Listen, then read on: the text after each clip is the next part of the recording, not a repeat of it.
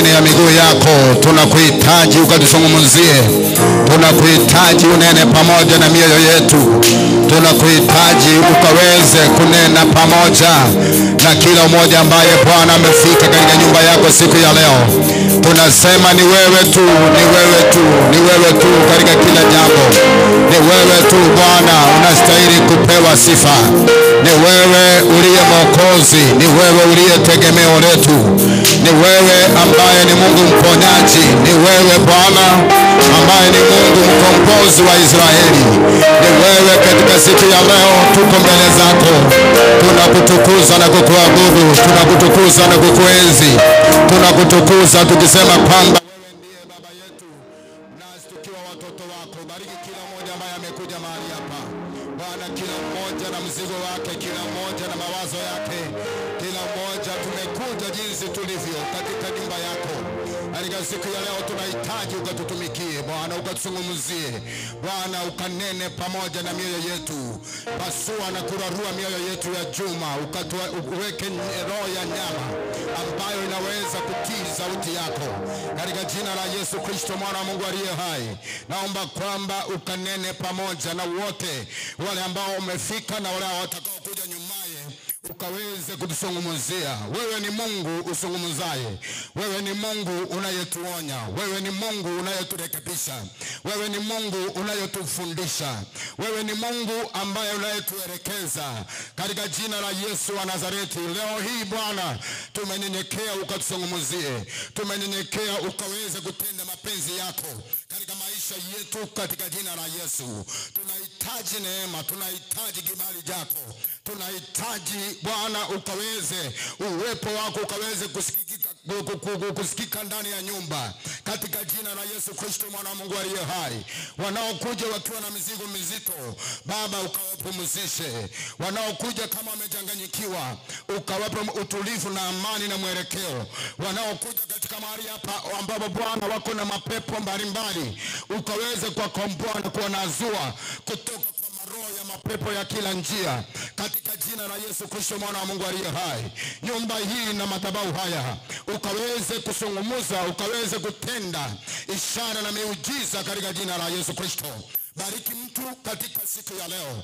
Inua mtu katika siku ya leo. Komboa mtu katika siku ya okoa mtu katika siku hii katika jina la Yesu Kristo mwana wa Mungu aliye hai. Walio na mawazo ya kutaka kujinyonga, walio na mawazo mabaya, wamekata tamaa katika maisha haya, Bwana ukawanazue kutoka kwa mitego hiyo kivyote katika siku ya leo. Na hata Bwana sadaka tutakazo kutolea zikaweza kuwa zimebarikiwa katika jina la Yesu Kristo mwana wa Mungu aliye hai. Watumishi wako walio katikati yetu wabariki, wafunike na damu ya mwana kondoo. Bwana tunakushukuru kwa sababu yao kuwa mahali hapa kutumika katika madhabahu haya. Neema ya Baba na kuwa juu yetu katika siku ya leo. Katika kila jambo litendeke kadiri na mapenzi yako na uweza wako. Tukisema kwamba sauti yako na ikasikike katika jina la Baba na Mwana na Roho Mtakatifu tunaomba na kuamini. Mtu wa Mungu asema amina. Amen, amen, amen. Ningeomba praise and worship, muweke praise moja kali, alafu ndio tuweze kumaliza mkutano wetu wa kwanza. Leo ilikuwa leo tunachukua muda mwingi kumwabudu Mungu katika nyimbo. Kwa hivyo ningependa waweze kuajilia praise moja kali kabisa, alafu baadaye tuweze kwa Bwana Yesu. Amen. Piga sauti. Watapiga kile kwa mahali hapa siku ya leo. Sasa tu pole pole kwa Bwana Yesu.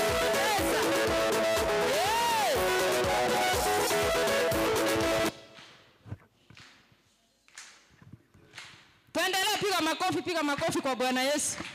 Piga makofi. Wacha kupiga kama umechoka. Hebu tupiga makofi.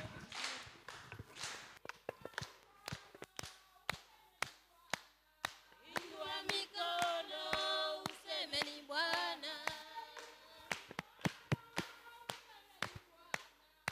Inua mikono useme ni Bwana.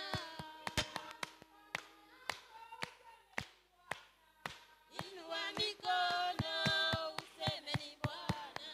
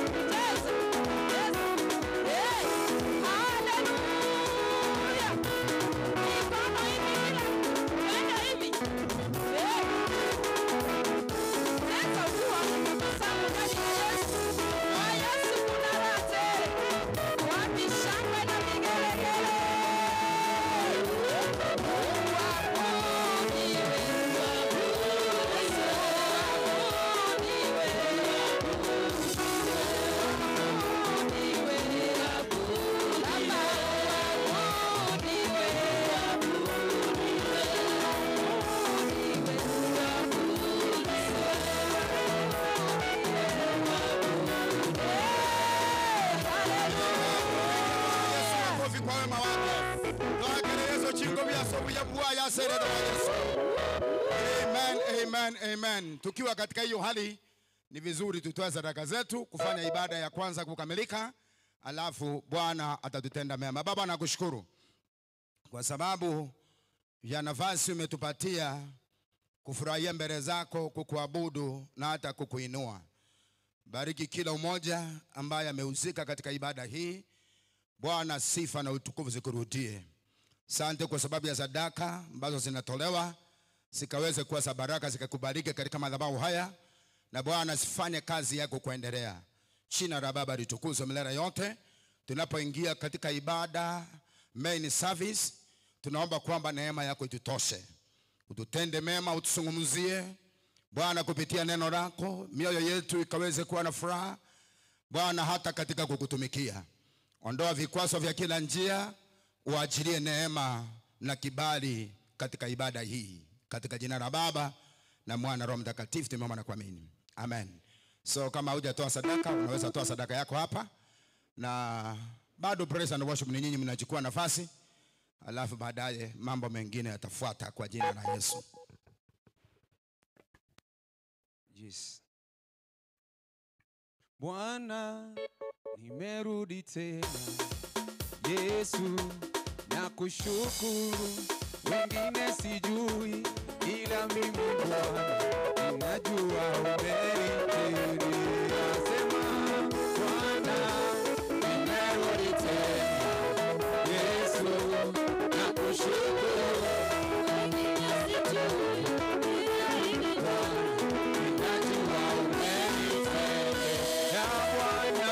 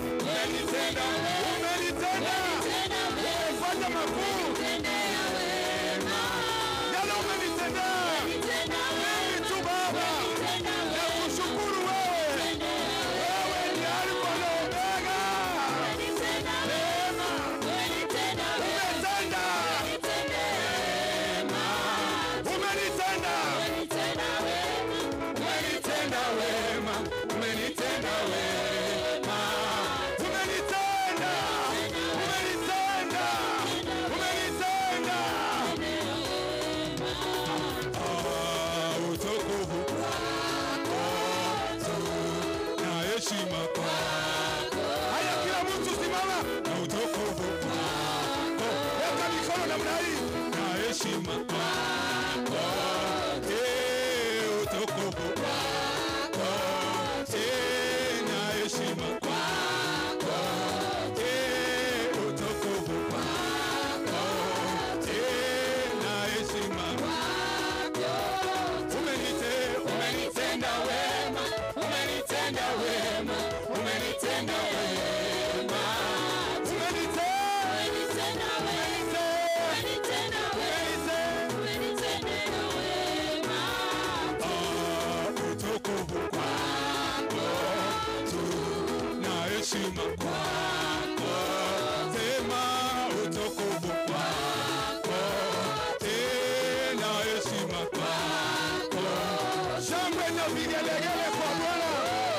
naomba kila mmoja kama kuna miguu yako usimame juu.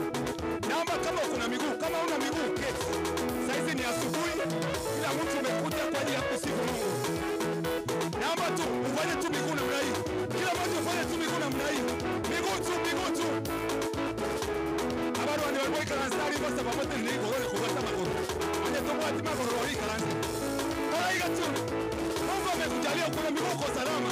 Na wengine wako hospitali wanashindwa kufanya.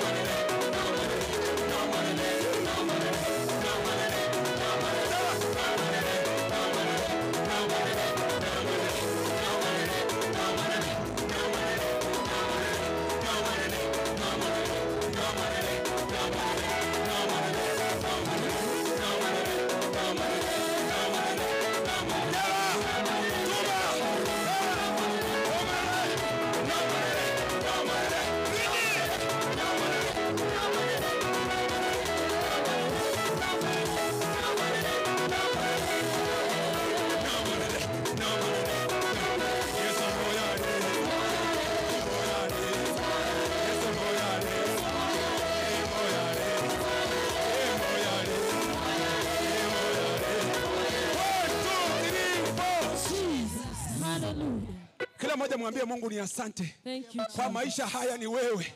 Kwa kila jambo ni wewe. Inua sauti yako mwambie Mungu, hakika wewe ni mkuu. Hakuna aliye kama wewe. Hakuna atakaotenda unayoyatenda. Kama si wewe Bwana, kama si uwepo wako Mfalme, singalifika siku ya leo.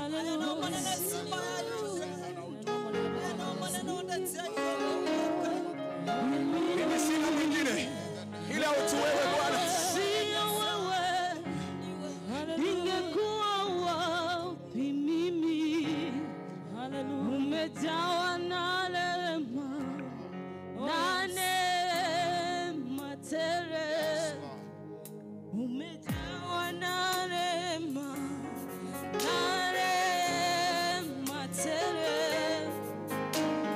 Kama sio wewe, ningekuwa wapi mimi? Kama sio nguvu zako, ningekuwa wapi mimi? Oh, kama sio wewe, ningeitwa nani mimi?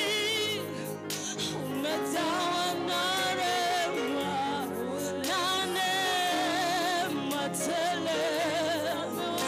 Umejawa na rehema na neema tele. Kama sio kama sio Baba, kama sio neema yako, kama sio mkono wako, sema kama sio kama sio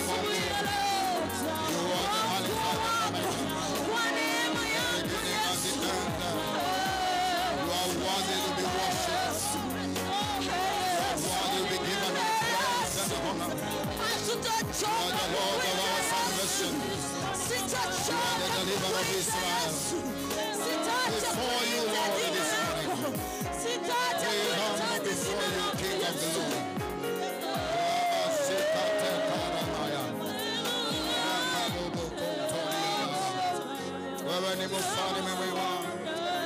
Wewe ni Mungu mwenye uwezo na nguvu zote. Yes, Lord. Before you, King of Kings. Lamb of God, without a place. The King of Kings.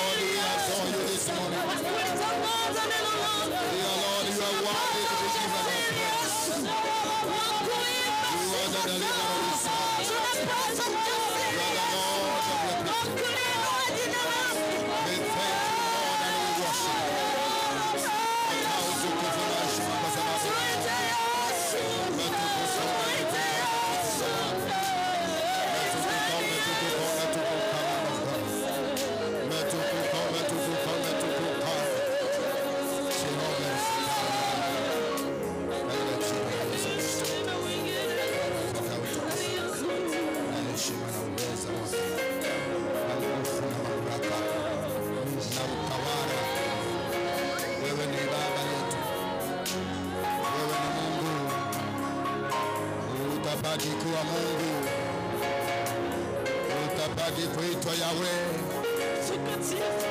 Wewe ni Yawe, ndilo jina lako lenye uwezo. Tunapoliita sana na miujiza zinatendeka.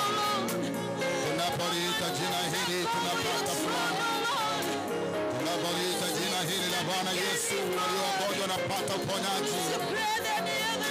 Nastahili, nastahili Bwana, nastahili, nastahili Bwana, Bwana nastahili. Hakuna kama wewe Bwana. Haleluya. Asante Bwana, asante Bwana. Baba, tunakushukuru kwa sababu ya ibada ya sifa. Tunakushukuru kwa sababu ya wema wako. Tunakushukuru kwa sababu ya asubuhi ya leo. Umetupa neema kuwa hai. Umetupa neema kufanyika wana na wana wa mfalme wa wafalme. Naomba tunapoendelea na ibada hii, mioyo yetu iko na kiu na wewe Bwana, ukasungumuzie watumishi wako. Tuko tunasikia sauti yako isikike katika ndani ya nyumba hii. Unene pamoja na mioyo yetu, ukatutende mema, maana ni mfalme. Asante kwa sababu ya matangazo tunaenda kuyapokea.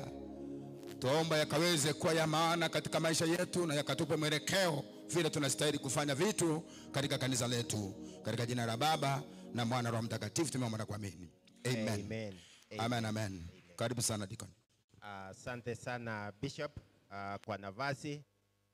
Bwana Yesu asifiwe. Praise God. Ningependa usalimie mwenzako, mkaribishe kanisani, karibishe vizuri, mwambie karibu katika nyumba ya Bwana. Amen. Asante sana. Nataka niwakaribishe nyote.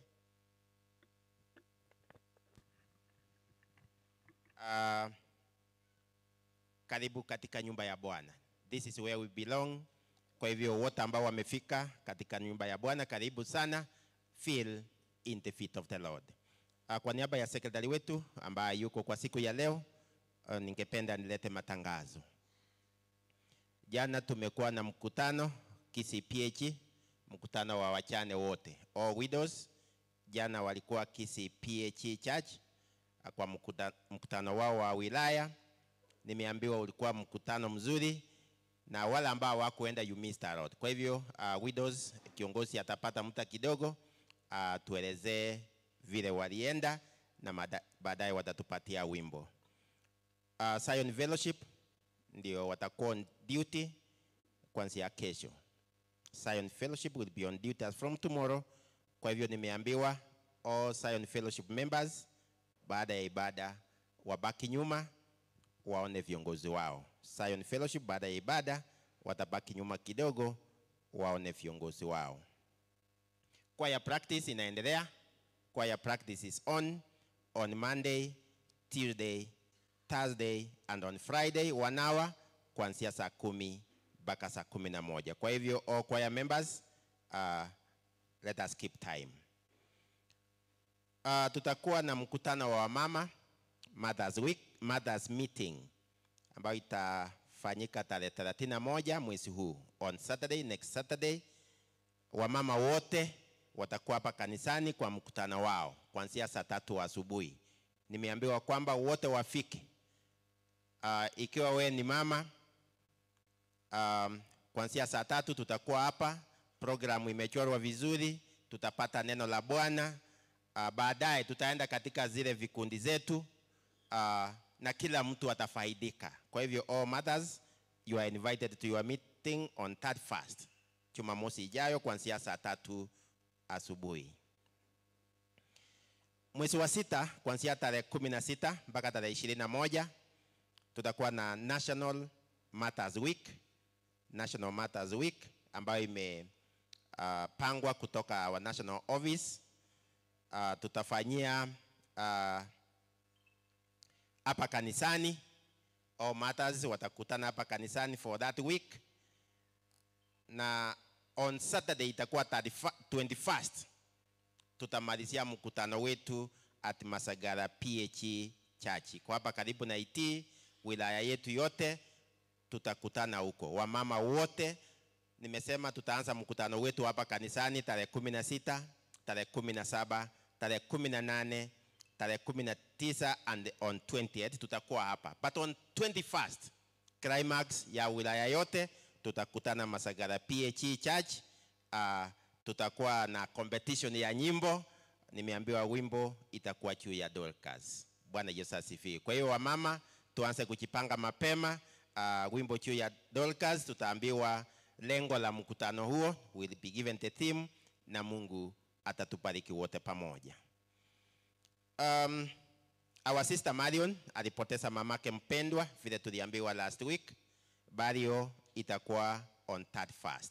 Jumamosi ijayo burial ya mamake Marion Aduda ndio itafanyika huko Nyakachi. Kwa hivyo tumeulizwa tuombee hiyo familia, na last week tulitangaza kuna watu walikuwa wanaenda kumfariji katikati ya wiki, haikuwezekana. Leo baada ya ibada nimeambiwa wamejipanga, watatuwakilisha kama kanisa waende wafariji mwenzetu Marion Aduda. Kwa hivyo baada ya ibada wale ambao wataenda kutuwakilisha, and if you are willing to go still you can register, ndio tuende tumfariji na itakuwa vizuri. Tutakuwa na weekend assignment. Weekend assignment ni pastors ambao wanatumwa from head office, wanakuja wanatembelea makanisa yetu, wanakuwa nazi. Kwa hiyo mwezi wa June nimeambiwa kwamba tutakuwa na weekend assignment, na kanisa yetu Nyamataro PH itakuwa moja ya zile kanisa ambao zitatumiwa wageni. Kwa hivyo wacha tuendelee kuombea that program, na sisi tuombe tutumiwe wageni wakuje tukae na wao. Ni baraka tukipokea wageni, na wakienda sote tutabarikiwa pamoja. Kwa hivyo June tutakuwa na ambao watatumwa kutoka Nyang'ori, watakuja kanisa letu, tutakaa na wao. Kwa hivyo wacha tujipange vizuri, tuwaombee, na itakuwa ni baraka kwetu sote. Tutakuwa na nyimbo mbili, choirs mbili ambao tutatuimbia. Tutaanza na Macedonia East, tutamalizia Widows. Kwa hivyo Macedonia East, wakati ni wenu, wimbo mmoja. Karibu sana Macedonia East.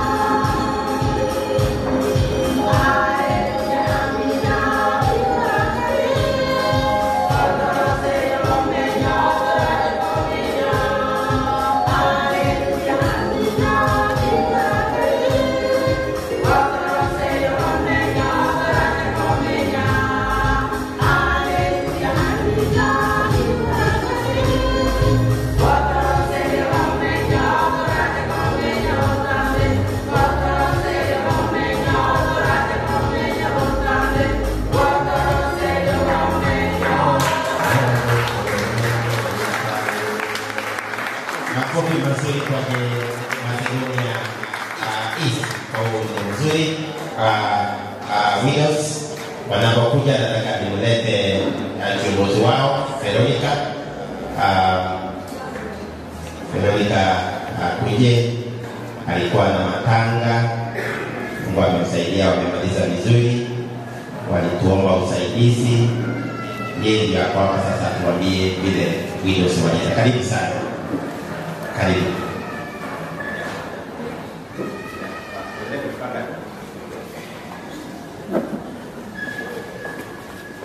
Bwana Yesu asifiwe. Bwana Yesu sawa. Bwana asifiwe. Na nchini ambapo akiromo nene kinga kile chinga kwa moyo twanyarira korora litukenga. Na ile ni Nyasaye na biyamo na singi tuye kitukenga. Tuwatwara matange wiki twakuleta matanga Jumaine, tunashukuru Mungu. Andi biyamo na support mwa kwetu kwa jasingi yetu. Igoro tuachie tu mkutano KCPH kwa district. Mkutano kwa district tuachie. Tuase senate wewe. Na nikula nilingambu jamono ase support mwa kwetu yanspinje kirani. Yanya saba sesini. Na ndoto ya ndraba kora kwa iko tambe support yemirimo yo monene. Tuasome tamana na amangi. Ekirega kiare ngigoro nga hope does not disappoint us. Bwana Yesu asifiwe. Mungu asemeria nguo disappoint us. Hope does not disappoint. Mungu asemeria nguo tukiga tusokiwe. Bwana Yesu asifiwe. Aina watu wasome hivyo. Komenta na yule tu dieta, tu new name. Eto kurupana apaiseke Mungu semeria. Daughters of hope. Ada sonsi ipi. Asita teto ya nyamata. Na watu widows mara abangi. Na ande bati eta abangi. Bati etega tika ya nebere. Abande batu yete isia lakini bati eta abangi. Asonsi Nyasaye tiga ngo bona na ntoto ya drama kwa mire ya Nyasaye. Tiga tu aro semeria na ndo hosoki. Moses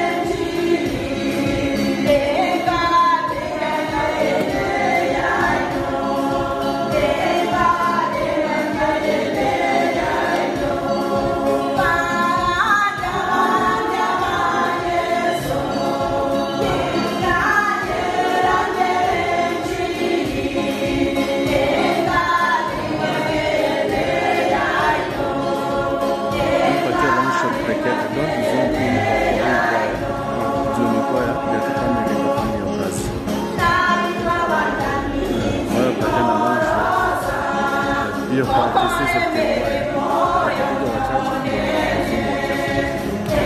wakiwa wengi kuliko hao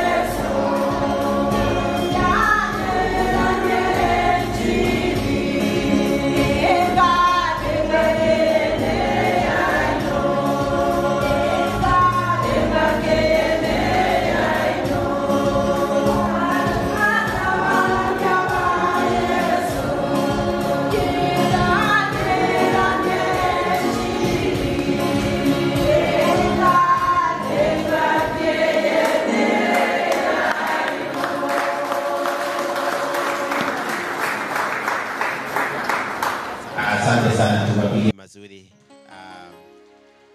Amen. Amen. Vile wametuelezea walienda kwa wingi, na wacha Mungu awabariki nyote wale ambao mlisupport, na vile wamesema tuendelee kufanya hivyo kila wakati ndio tueneze neno la Bwana. So the widows, may God bless you so much kwa kuwakilisha kanisa letu, na tumeambiwa walipewa china mpya. Bwana Yesu asifiwe. Litakililiva na valo getu. Munago semelia ngakwa litaki nkoroa. Abaiseke bogo semelia. Igolende widows inuna bogo semelia. Bwana Yesu asifiwe. Amen. Amen. Wageni ambao wamefika Nyamataro siku ya kwanza, karibu sana Nyamataro. We love visitors. We love you so much kwa kufika kanisa letu. May God bless you so much. Kwa hivyo wageni wetu mahali popote walipo, tutawapatia nafasi kusalimia kanisa na Mungu atatubariki wote pamoja. So wageni wetu ambao wamefika, karibu sana Nyamataro. We love you so much. Mahali popote mlipo, ningependa wageni wetu wasimame. Wageni wetu wasimame. Asante wageni, asante. Tupigie wageni wetu makofi. Asante wageni wetu, asante. Naona kuna mgeni hapo katikati, kuna mwingine pale, kuna mwingine pande ile. Ikiwa umekaa karibu na mgeni, simama karibisha mgeni wetu. Mkaribishe vizuri, mwambie karibu Nyamataro, mkaribishe vizuri, asante. Amen. Amen. Wageni wetu, baada ya ibada msikuwe na haraka kutoka. Tukutane karibu na hiyo meza, tujuane vizuri, ndio tujue mpangilio ya kanisa, ni kujue umetoka wapi, and this is your church. Make this to be your church, na Mungu atatubariki wote pamoja. Leo mimi niko na furaha kwa sababu niko na mgeni mkubwa, mgeni wangu ametutembelea leo kanisa letu ya Nyamataro. Anajua Bishop atampatia nafasi ya kusalimia na kuongea nasi, lakini nataka niseme kwamba I'm very happy today. Ni kwa sababu ya mwalimu wangu ambaye alikuwa principal wangu miaka ya nyuma. Yeye ndiye amenilea kwa hii kazi. Amen. Tupigie mgeni wetu. By the way, nikianza kazi ya udepute tulifanya na yeye. Alinitunza vizuri mwaka mmoja, ndio akapata uhamisho, akaenda shule nyingine mahali ambapo akifika huko na miaka nayo ikaingia. Sasa yeye ni ulisema ile jina ni senior? Okay, yeye ni senior citizen.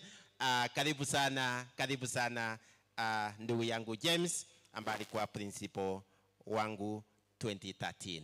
May God bless you so much kwa kuja kanisa letu. Kufikia hapo, anataka kusema wacha Mungu awabariki sana. Tunaposimama wote tukiongozwa na praise in worship, tutoe sadaka katika nyumba ya Bwana. Praise in worship wakituongoza, tutoe sadaka na Mungu atatubariki wote pamoja. Karibu praise and worship.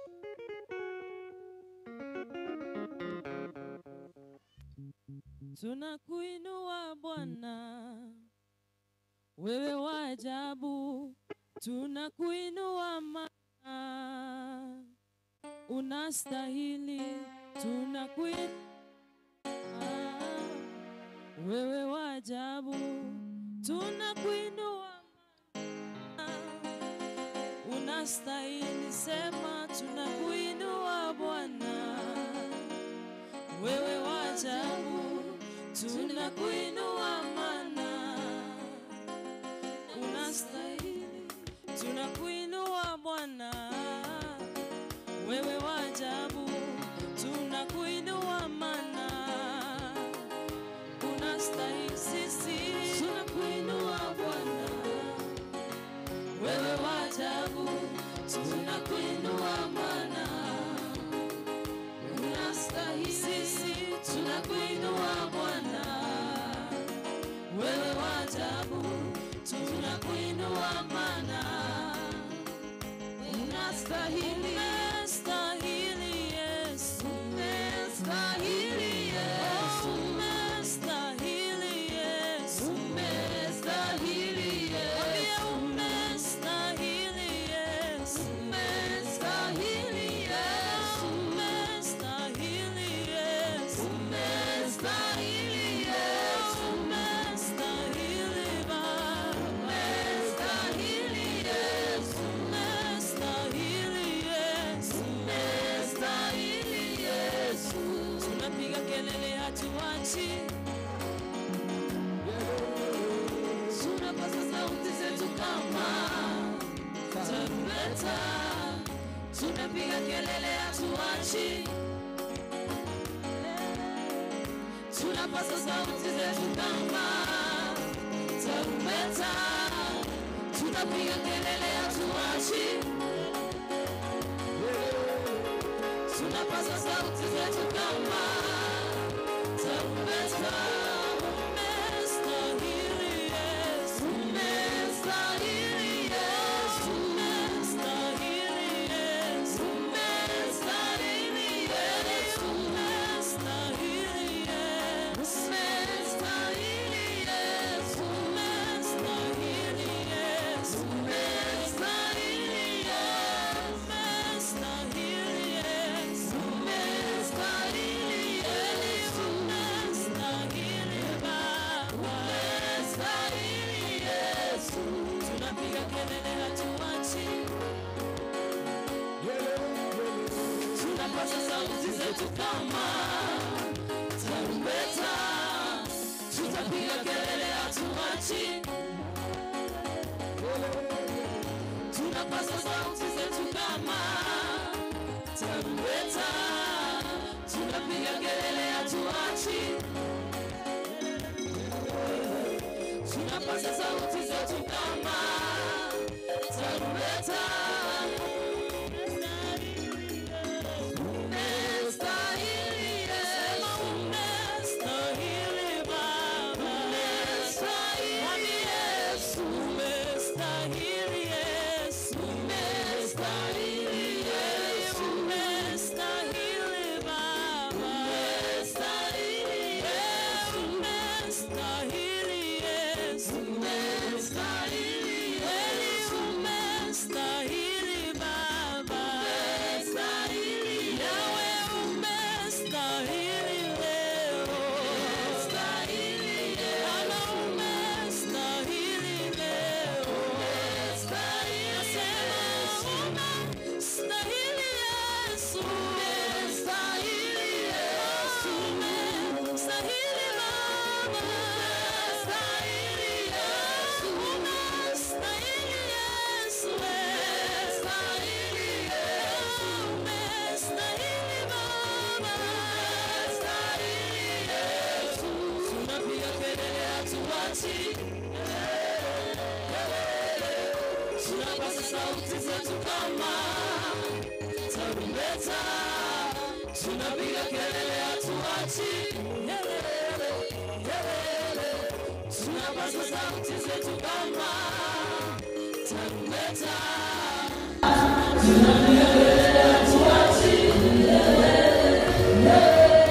Tunapaza sauti zetu kama tarumbeta. Umestahili Yesu, umestahili Yesu, umestahili Baba, umestahili Yesu, umestahili Yesu, umestahili Yesu, umestahili Yesu, umestahili Baba, umestahili Yesu, umestahili Yesu. Haya, cheza kwa Yesu jamaa.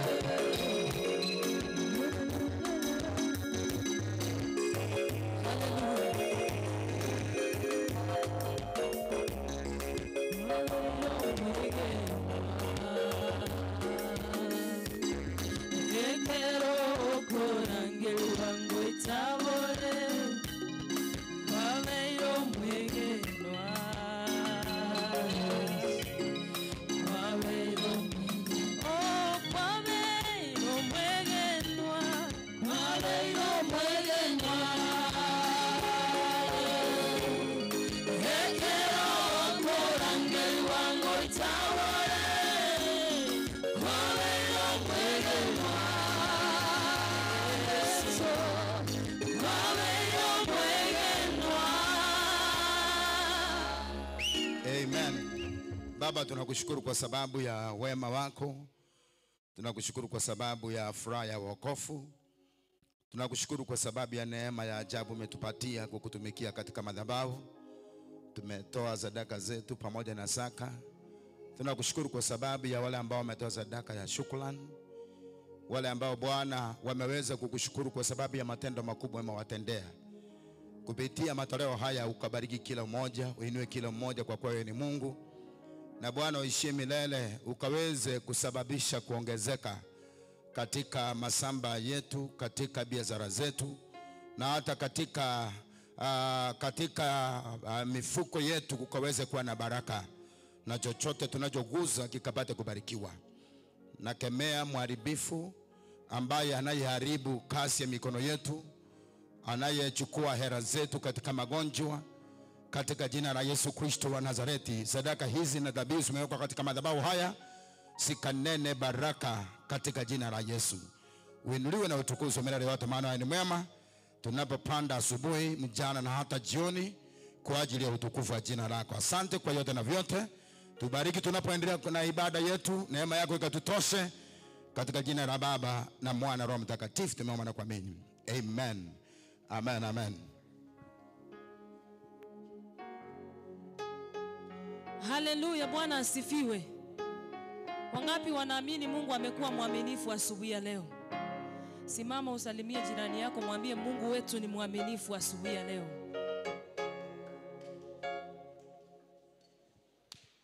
Salimia wawili watatu ukiwaambia kwamba Mungu ni mwaminifu. Wapi shangwe na vigelegele?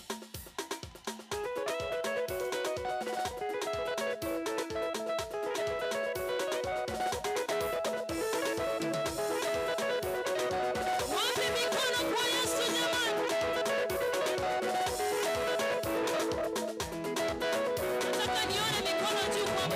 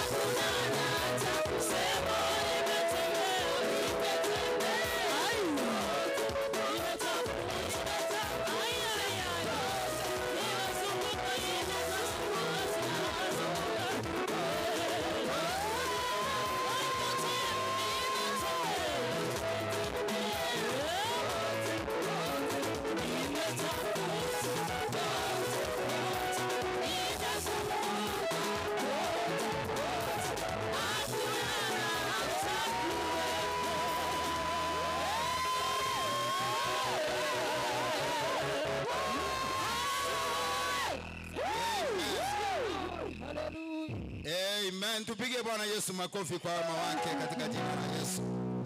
Amen. Ni vizuri kuwa katika nyumba ya Bwana na ni vizuri kufurahia mbele zake Mungu. Kama kuna mahali unaweza kufurahia furaha ya kweli ni katika nyumba ya Bwana. Na hivyo tunapokuwa hapa, jaribu hata wewe ujikakamue kidogo uweze kufurahia, kwa sababu kama uwezi kufurahia hapa, hakuna mahali unaweza kufurahia. So tunashukuru Mungu, bado tunaendelea kusonga mbele. Ningependa niweze tumekaribia kwenda kupata neno la Bwana, lakini niruhusu niweze kutangaza tangazo hili moja, alafu tuweze kubarikiwa pamoja. Tangazo. Tuko na furaha kwa tangazia harusi baina ya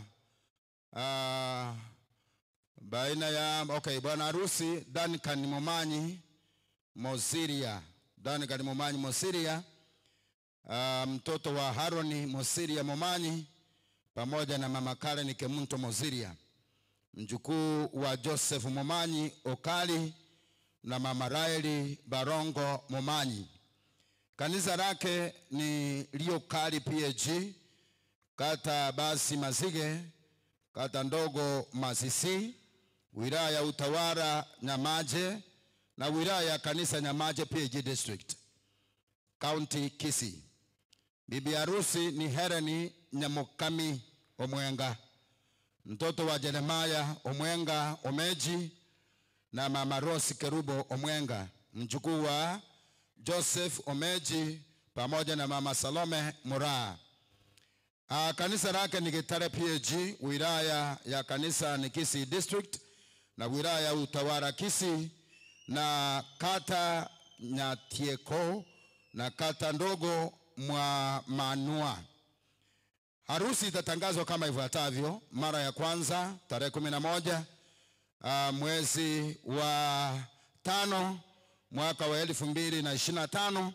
Mara ya pili tarehe 18 mwezi wa 5 mwaka 2025, na mara ya tatu na ya mwisho ambaye ni leo tarehe 25 mwezi wa 5 mwaka wa 2025.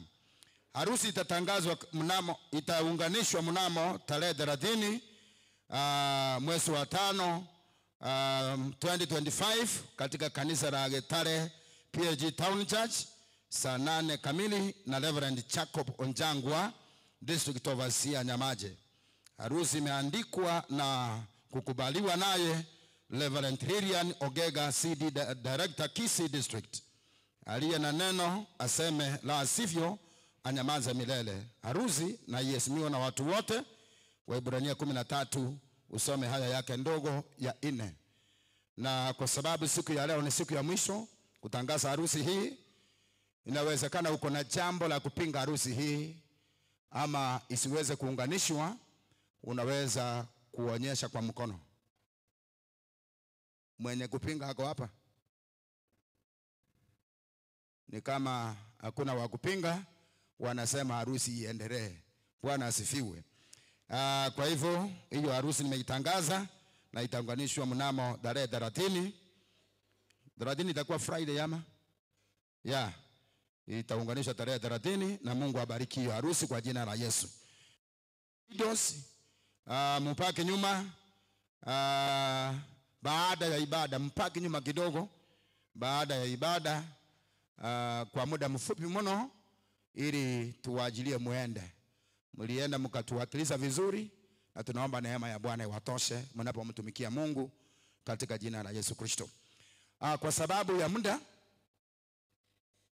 ya muda na wakaribisha nyote katika ibada ya siku ya leo.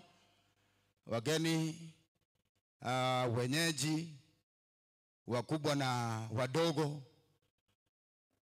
karibu kabisa katika nyumba ya Bwana.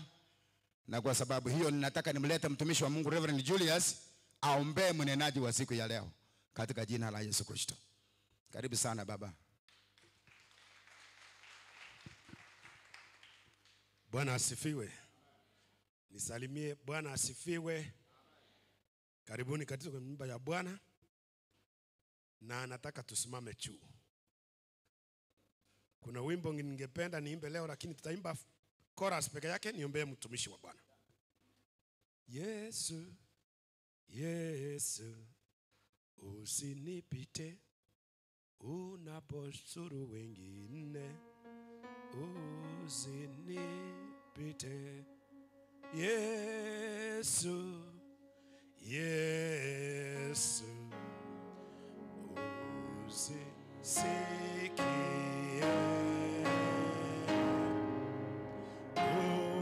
unaposuru wengine, usinipi. Yes, Yesu, Yesu, naomba unisikie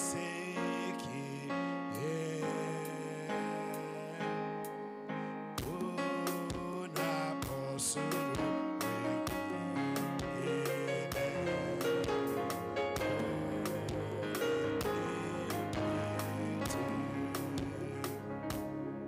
Tufunge macho. Baba, katika jina la Yesu tunanyenyekea mbele zako kwa sababu wewe ni Mungu wetu mwingi wa upendo. Neno lako linapokuja mbele zetu siku ya leo, naomba kwamba kila mmoja wetu atabarikiwa. Tunamwombea mtumishi wako wa siku ya leo, anaposimama mbele ya watu wako, mpe usemi sawa sawa na mapenzi yako, ili watu wako, kanisa lako liweze kubarikiwa. Mbariki, mtie nguvu katika jina la Yesu tumeomba na hata kuamini. Amen. Tumkaribishe mtumishi wa Bwana. Amen.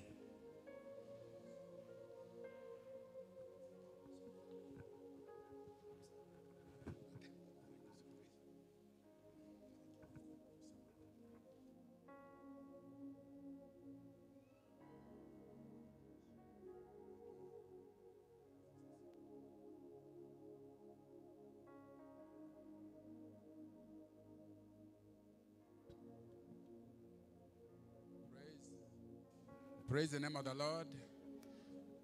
Raise our hands. Hallelujah.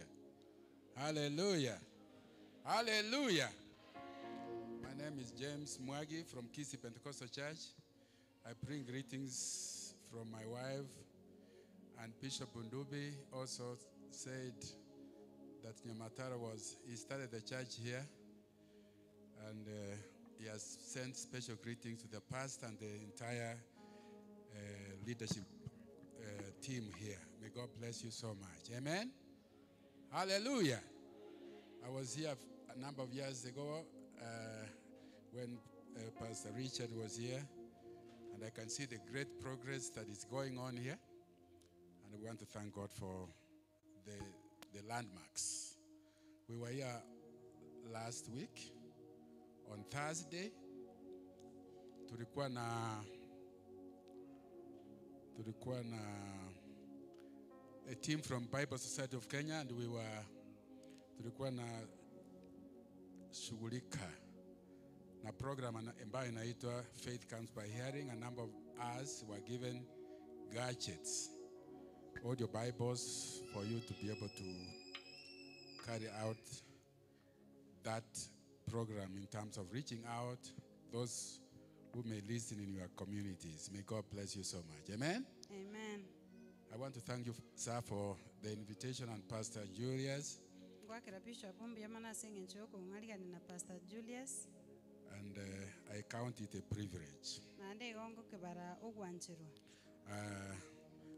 And I just want to thank God for you.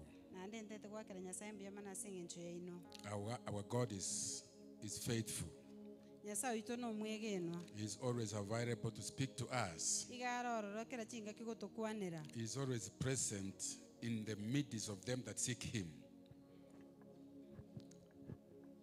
He is always present in our midst when we seek him. Amen. Amina. Amen. Amina. We have come to the presence of the Lord this morning, igo twachira soko ba kwa Nyasaye mambi yabono and I believe the Lord has a special word for all of us, for each one of us. nande ninyegenete Nyasaye nabwata ling'ana lia bena asikero yo muito And he's very specific when he speaks to us. nande igale ne kerenge karago tukwanira When he speaks, then we need to open our ears to hear. ekerago tukwanira igo tubwene tukuigora mataito totegerere. And this morning, there is a portion of scripture from the book of Luke chapter 5. Nande mambi yabono ensemanere ye Biblia se kitabu kia Luka Chapter 5, verse 17 to 26. Luka isano ikomena isano ibere mpaka emerongo ibere na isano emo. There is a place that we come to seek the Lord. Asa narogo cha kumurigia omonene. But as you arrive, you are unable to access Jesus. Kolenda so gumabwa na bako manyora Yesu. You come to a place where you seek Jesus. Igogocha asali oranyole oranyala konyora Yesu. But when you arrive, kolenda karogo ika. there is something that is preventing you from going to Jesus. Egento kereke gotanga kogenda ase Yesu. So what you do when you come to a place at the end of the road, when you come to a place there is a wall and there is no access beyond, and I'm praying that the Lord will give you a word, that He will make a way where there seems to be no way. The devil is always working so hard to prevent children of God from accessing the Lord. And this morning we want to read from the book of Luke chapter 5. And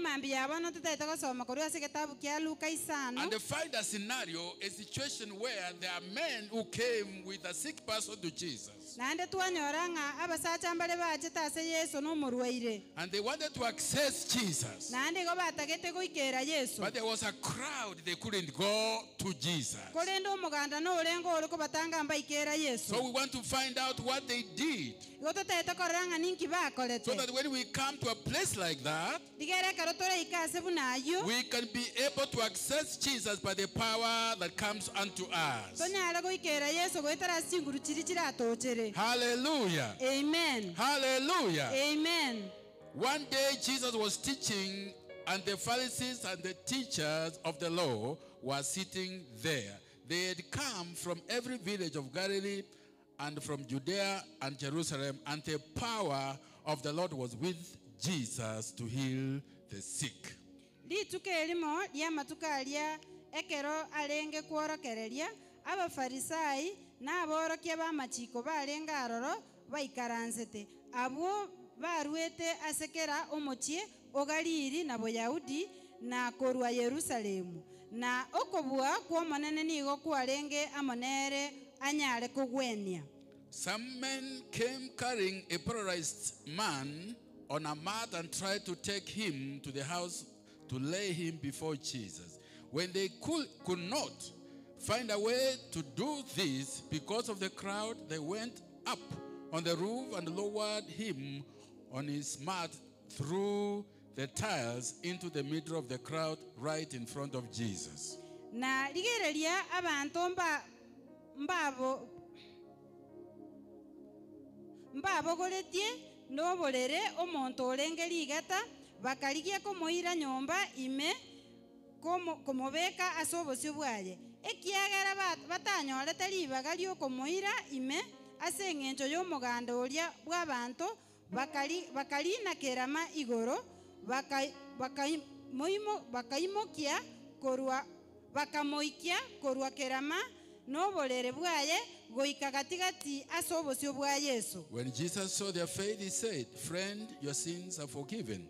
The Pharisees and the teachers of the law began thinking to themselves, "Who is this fellow who speaks blasphemy? Who can forgive sins but God alone?" Agachiekorora okwegena kwabo akamotebia omonto oyo ebibe byao byabeirwe aborokia baria bamaliko n'abafarisai bagachaka kolengereria bakobora ning'o oyo ogokwana okorama ning'o oranyare kwabera ebibe otatiga oyo oyomo nere Nyasaye. Jesus knew what they were thinking and said, "Why are you thinking these things in your hearts? Which is easier to say, your sins are forgiven, or to say, get up and walk? But I want you to know that the Son of Man has authority on earth to forgive sins." So he said to the paralyzed man, "I tell you, get up, take your mat and go home." Immediately he stood up in front of them, took what he had been lying on, and went home, praising God. Everyone was amazed and gave praise to God. They were filled with awe and said, "We have seen remarkable things today." Yesu namanyete ebirengereri byabo akairaneria nakimokorengereria ase chinkoro chino ndiririre eliango goteba ebibe byao byabeirwe gose goteba imoka ogende kolende monyare komanyanga omwana omwanya bantu nare nokobwa asense wokwabera ebibe eliawo agatebia oria ligata nagotebirie imoka bwetweke oborere bwao ogende bwoo elio kegima agatenena ase obosio bwabo akabogoria ekerarero kiaye arenge korarera akagenda bwoye agatogia Nyasaye ogokumia gokabwata bonsi bagatogia Nyasaye bagaichorwa nokoiroka bakobora twarorire amakumia rero. Father, I thank you for the reading of your word. And we depend on your anointing that we may hear your word. I pray that you will give us the utterance, O Lord. Give us ears that will hear your word. Speak to us now, for your servants are listening. Amen. Amina. Everybody say amen. Amen. Amina. We have come to a place we are seeking God. And for some reason, you cannot access Jesus. For one reason or another, there seems to be difficult to reach Jesus. And there is a case that we find here. We have found a unique occurrence in this portion of scripture. That the people who arrived early, those who came earlier, who were possibly able to walk on their own, were able to reach ahead of the sick and the paralyzed. There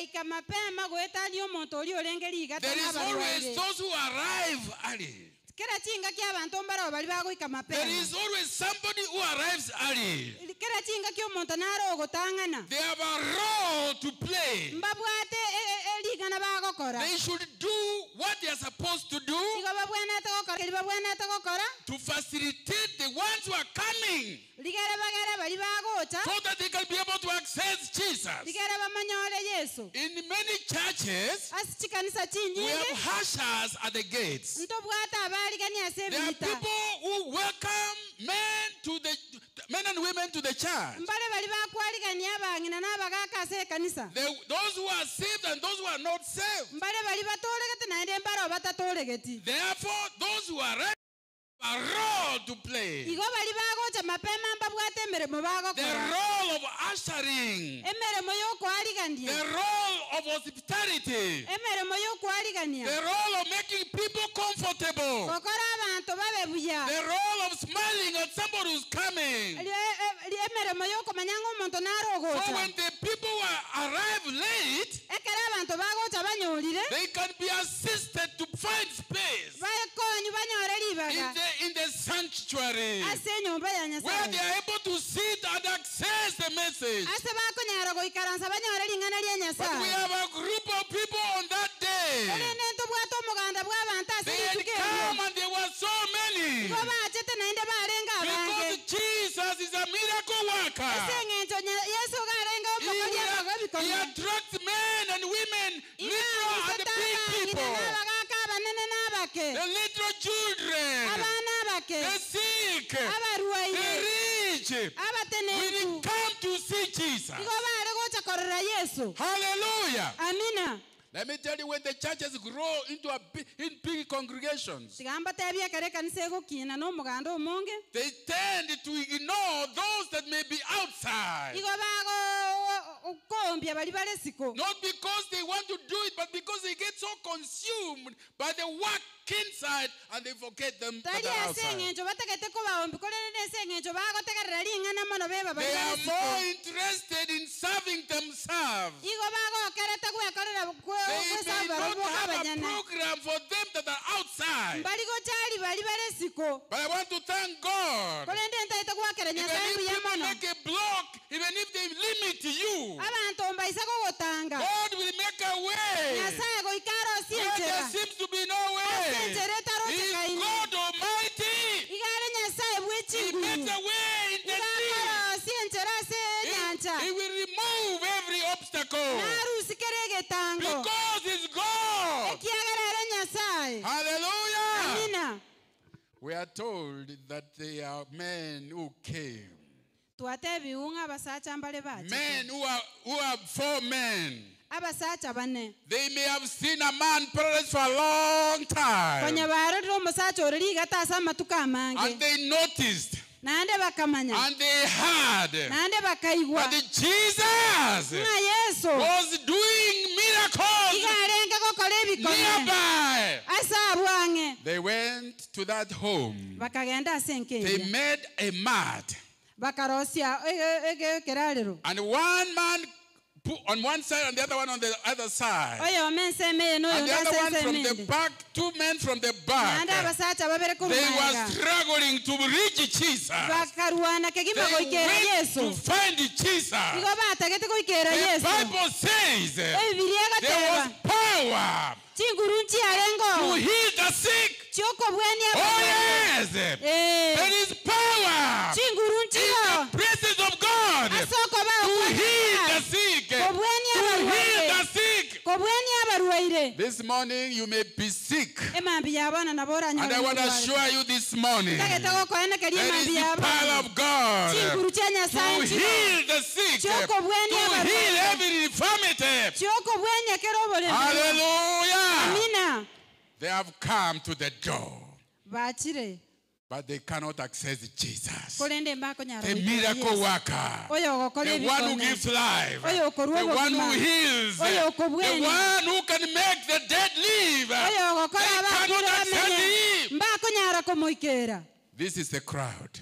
The crowds have no sensitivity. They have no feeling. They have no idea of what somebody is suffering from. You could be so many of you in one room. But there's one person sick.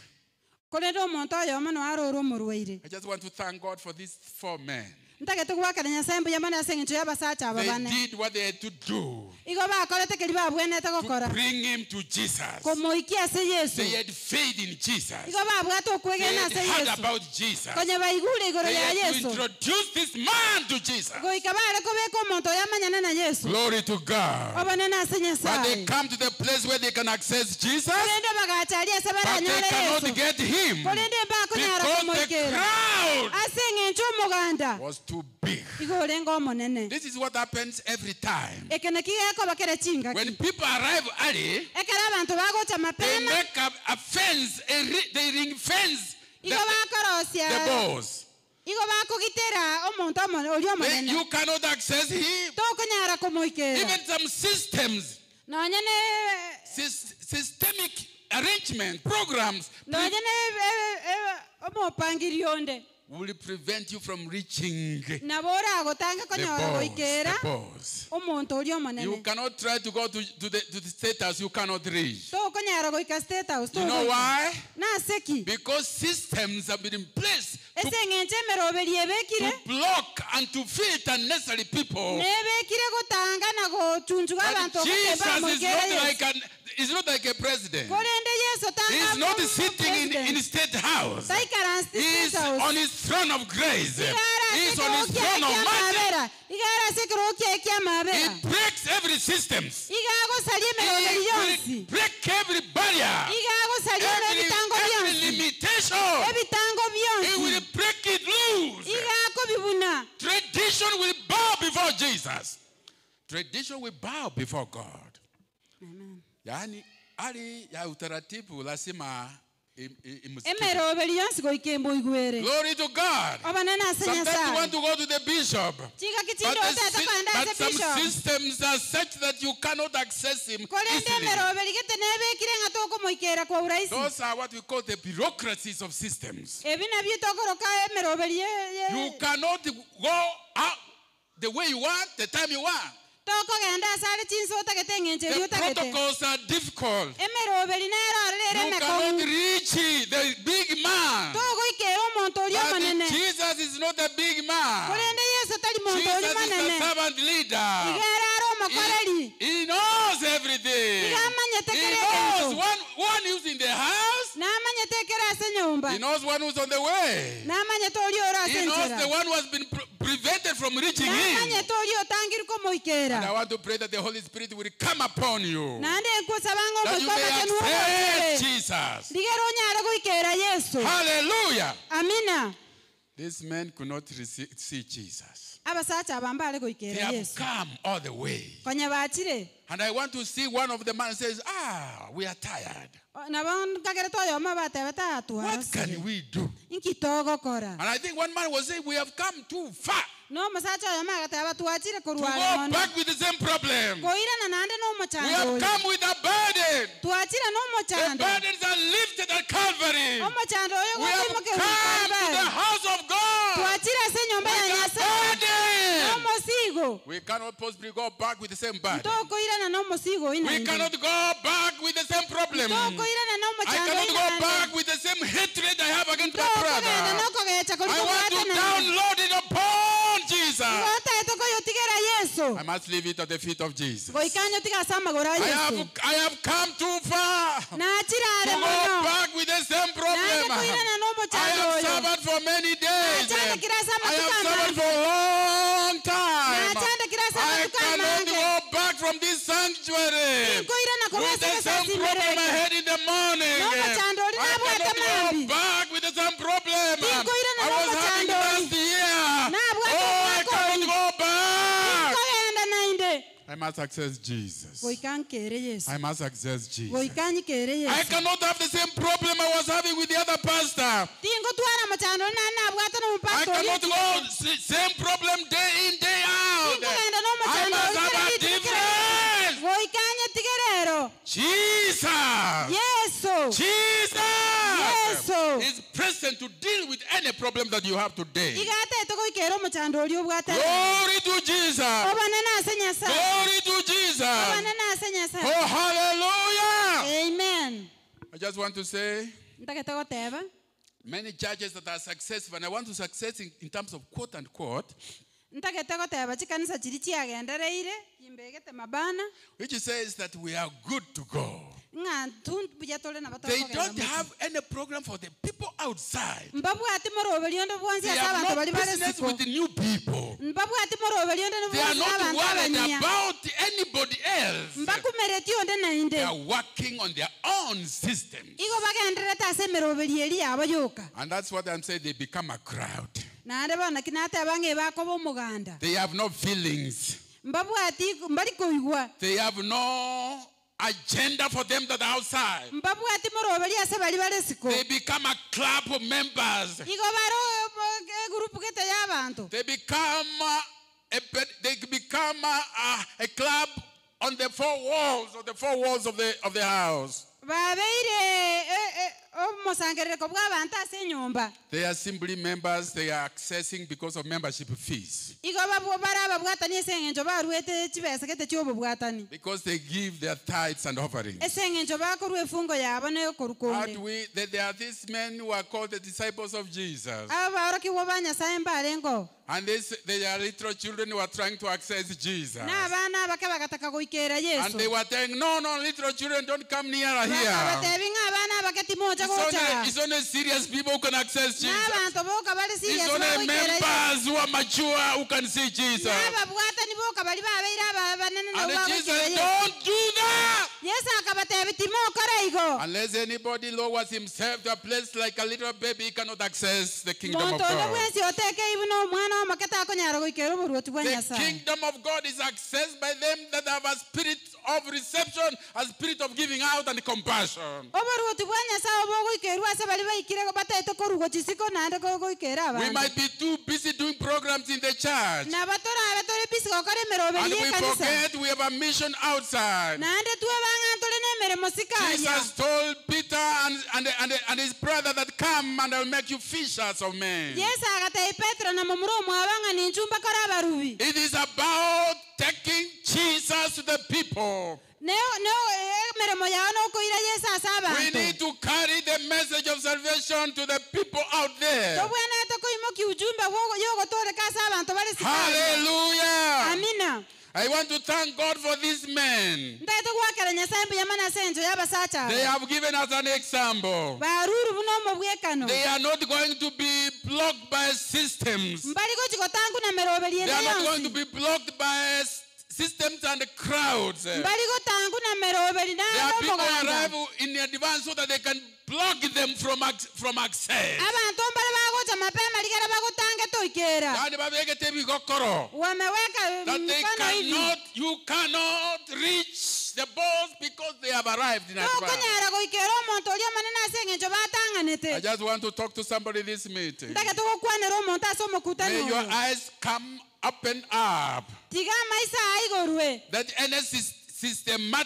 systemic problems will give way to the presence of God. na meroberi ende yonsi goikeru liba goikere Yesu As a church, we cannot be too large or too big to attend to the details of the needs outside. bune kanisa ntogotabanga twabeire abange ose twabeire abanene mano totanyara gosigulikera bari bare siko We must be the salt of the earth. goika tobe echumbi yense The salt deals with problems that are outside. echumbi egokora emeremo n'emechando eri To ere give it siko value, to give it taste. toa abantu obwansu So in a way, if we lose our taste, onye tokoborwa obwansu then bwaito what is the use of our being called Christians? ningirende torarokerwa If we abakristo cannot deal with the problems that are near you, onye ntogokonya emechando eri erang'e naintwe who are you? aya ning'o So there are these men who have arrived. abasacha mbaro abo They are bachi sweating.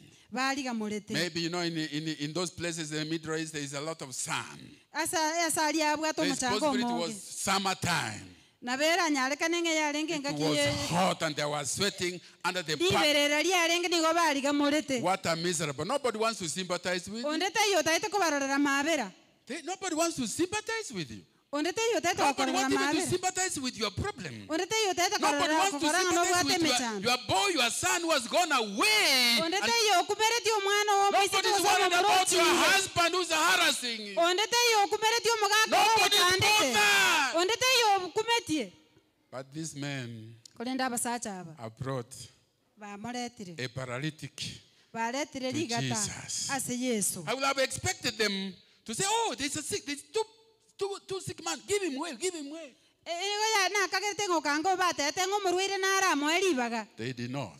mbatebe tigo They did not. mbakwane tigo And how does that reflect in our lives? ekine kigakorereka ase obogima bwaitu How does that sound in our lives? nakio gokeigwa ase obogima bwaitu There was this man who was maimed on the way, and there were people passing on that road. omonto narorio itetu n'abauri nande abantu bande There was a priest, there was a Levite, okwani narenga ororo n'omolawi and then they were too busy attending to their members. igo barenge bisi gokora emeroberi yabo They were attending to the members of the church. igo barenge gokorera ababwatani They b'ekanisa have yabo more yoka business attending to people who are wasting their time, and they are mbategete gosaria ebiro ase abantu They have no time for people who are careless enough to be beaten on the highway. mbakumereti abantu barenge careless batigete bagaitu ase But there's a enchera man who is called a Samaritan. kolenda omonto naroyo omokoro kwa A man who omusamaria was not expected to know better. oyo ororekanete nga But tamanyeti he kende came and decided to serve and to clean that man and to take him to hospital. kolenda omonto oyo akamotinya akamoira nyagitari And Jesus was asking, among these three people, who was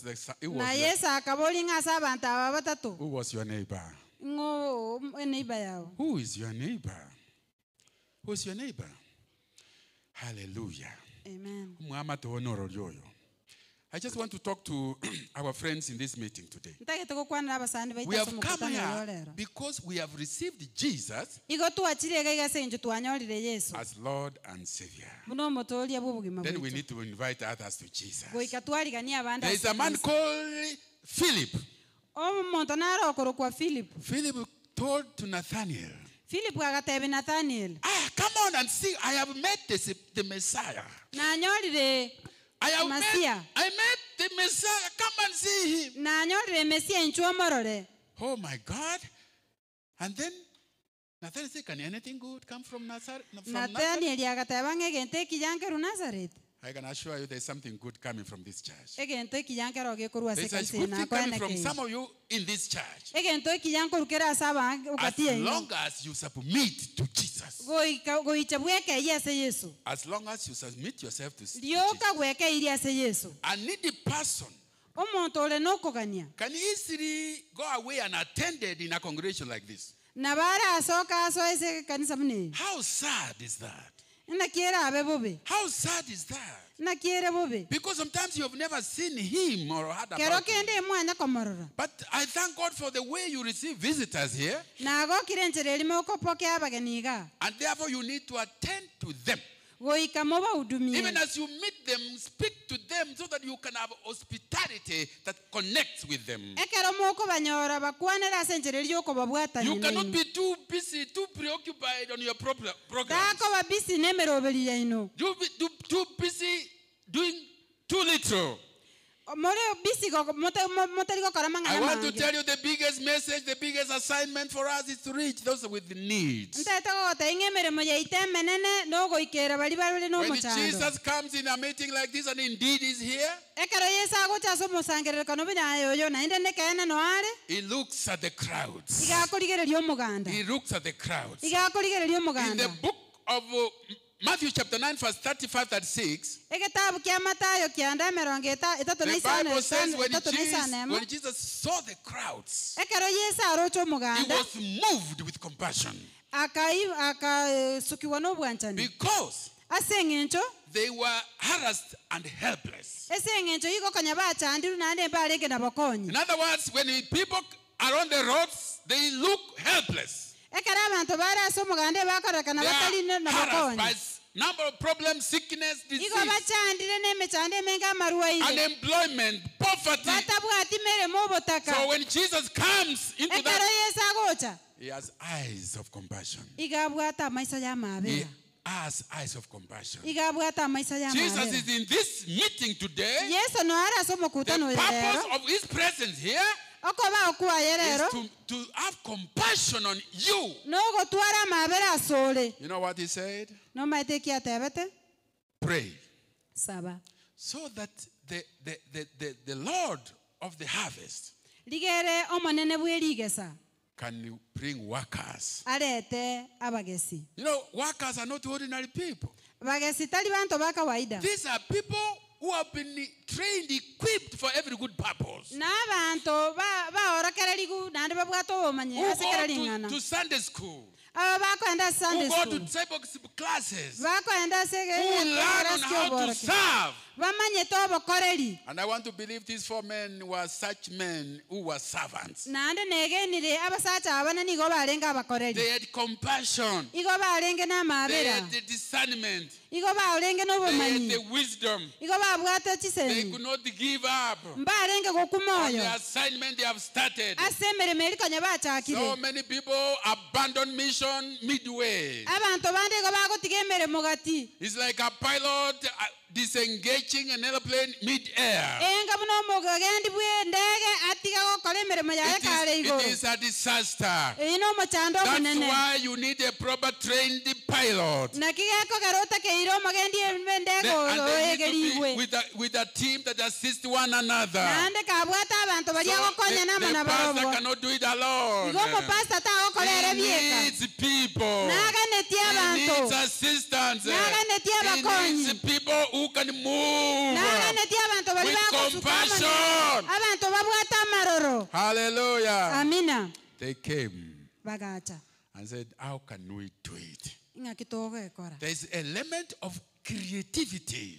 omuntu nabwenete kuba omuntu okwegorosaria enjira You don't simply give up and say, now we tried. tori gokwama oyo tebe ng'a I have tried twatema so much. I'm trying to help him now. twatemire komokonya bono This twasinyire is a gone case. egente eke giete iru nechinga This is kibono not. We cannot do it. ntokonyara gokora Leave him to bono go back and rot there. tiga agenda agunderaria But there's Jesus, and the power of healing the sick is present. korende yesu no arenge nechinguru chiokobweni nochiare And when in the environment of the power of healing, ekero gwe ora ase chinguru chiokobwendi achire you don't go away. tori sick. kogenda are koro morwaire Power. The Holy Spirit, when it comes chinguru nchiro no moiko you makuru shall gocha receive nechinguru power. nonyore chinguru Creativity.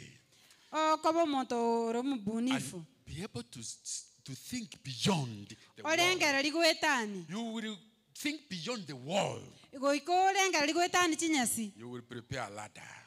orosie engasi You will prepare a ladder. orosie engasi We will prepare a ladder. orosie We engasi must access Jesus. goika toikere yesu We must see Jesus. goika toirore We must yesu see Jesus. goika torore yesu Hallelujah. amina What are you carrying this morning? inkio imogetie mambi yabo Have you come and you feel like you cannot bear the burden anymore? gwachire nande koigwete ng'omo eguruberi obwate tokoyeimoki nainde Don't go back home with the same burden. takogenda nka neguruberi The nainde power to heal the sick. chinguru chiokobwendi abarwaire The nchira power to change lives. chinguru chiokochenchia aba obogima The nchiro power to transform. chinguru chiogonchoreria abantu The nchiro power to give new ideas chinguru chiokoa chiseme chinya nchiro is present. nochire Hallelujah. amina Somebody might have said, let us do something. omonto agatega ng'a tiga tokore We egento can't just go back. ntokoira naryo We have covered 10 kilometers twatarire chikilomita with 10 this load and burden. no mosigo oyo We can't go back. ntokoirana Say we cannot go back. teba ntokoirana I cannot go back. tinkoirana teba Tinkoirana. Ya ya. sitarudi hapana Tinkoirana ya ya. sitarudi hapana Tinkoirana ya ya. sitarudi O hapana saitani kawere. kwa shetani Tinkoirana tena naende. sitarudi I do tena not go back. tinkoirana nainde I have suffered too much. nachandikire amatuka I amwe cannot go back with this burden. tinkoirana nomochando oyo I nainde pray that the Lord God Almighty nasabire ng'a nyasaye that will bwechinguru give the knowledge and discernment to these 4 men. oyo oete obomanji abasacha aba bane This power and the Holy Spirit will come upon you. chinguru echi chiomoikoma chenu chichasore That you will now think outside the box. orengere rigwetania You cannot be put in a box tokobekwa asosiekeire and then say, now we can die. bono otebe ng'a ngokwera We tora say no. teba yaya We say no. teba yaya Thank you, Jesus. mbuya mone nyasaye Thank you, Jesus. mbuya mone nyasaye Don't be too busy doing your own relationship. takoba ore bisi okora ebinto byao Like I saw the widows who are in the house today. nande narora ababoraka bara ase I enyomba could see lero the numbers. nande narigereria And I omobaro was asking God, nabori how nyasaye can it be possible? How can they get better? nakibara abe buya How can they get better? nakibara abe buya How can they get better? nakibara abe buya And there are those who arrived early.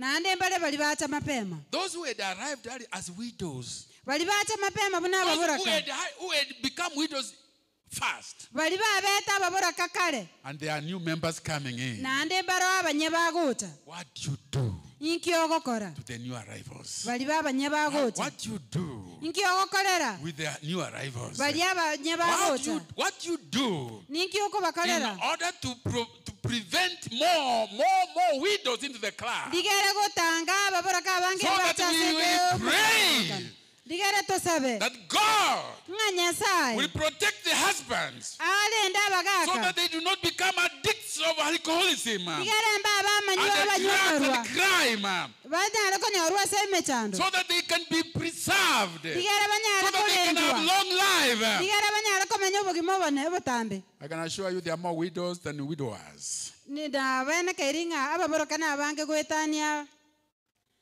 Yeah. abagaka bali basirerigu nabange And nababo we don't mind us dying early. Nande ntori gokumeria abagaka gokuritang'ani. But we want to pray. Kolende tutaite gosaba. As widows, Buna ababoraka. what you do Ekiogokora. to support one another Gokonya kero yomo. in order to serve God more. Digere munyara gokorera In order Nyasaye to serve buya. your children better. In Digere onyara order gokorera to abana live with your buya. in-laws better. Digere In onyara order to gokorera become an abana buya. example better. Digere onyara kobo mobweka n'omuya. Hallelujah. Amina. That's when Jesus looks at them. Digere kare Nyasaye Yesu He looks akobaligereria. at them as people Obaligereria buna who are abantu harassed bali bachandire and helpless. batabwati So what ogosema. is he saying to us? Inki agoteba ase Let tuli. us prepare. Let us have people Tiga tutwara abantu who can equip, who can attend to their needs. bali baraikerania amagani And abo. that is the church. The church must do that. Ekinde kie kanisa ebwenete gokora. I'm looking at these 4 men. They must have possessed men with wisdom. Nande ntete koligereria abasacha aba baneng'amba abwate chisemi. How to apply God's word. Buna bare kobeka ling'ana ria Don't Nyasaye. lose hope.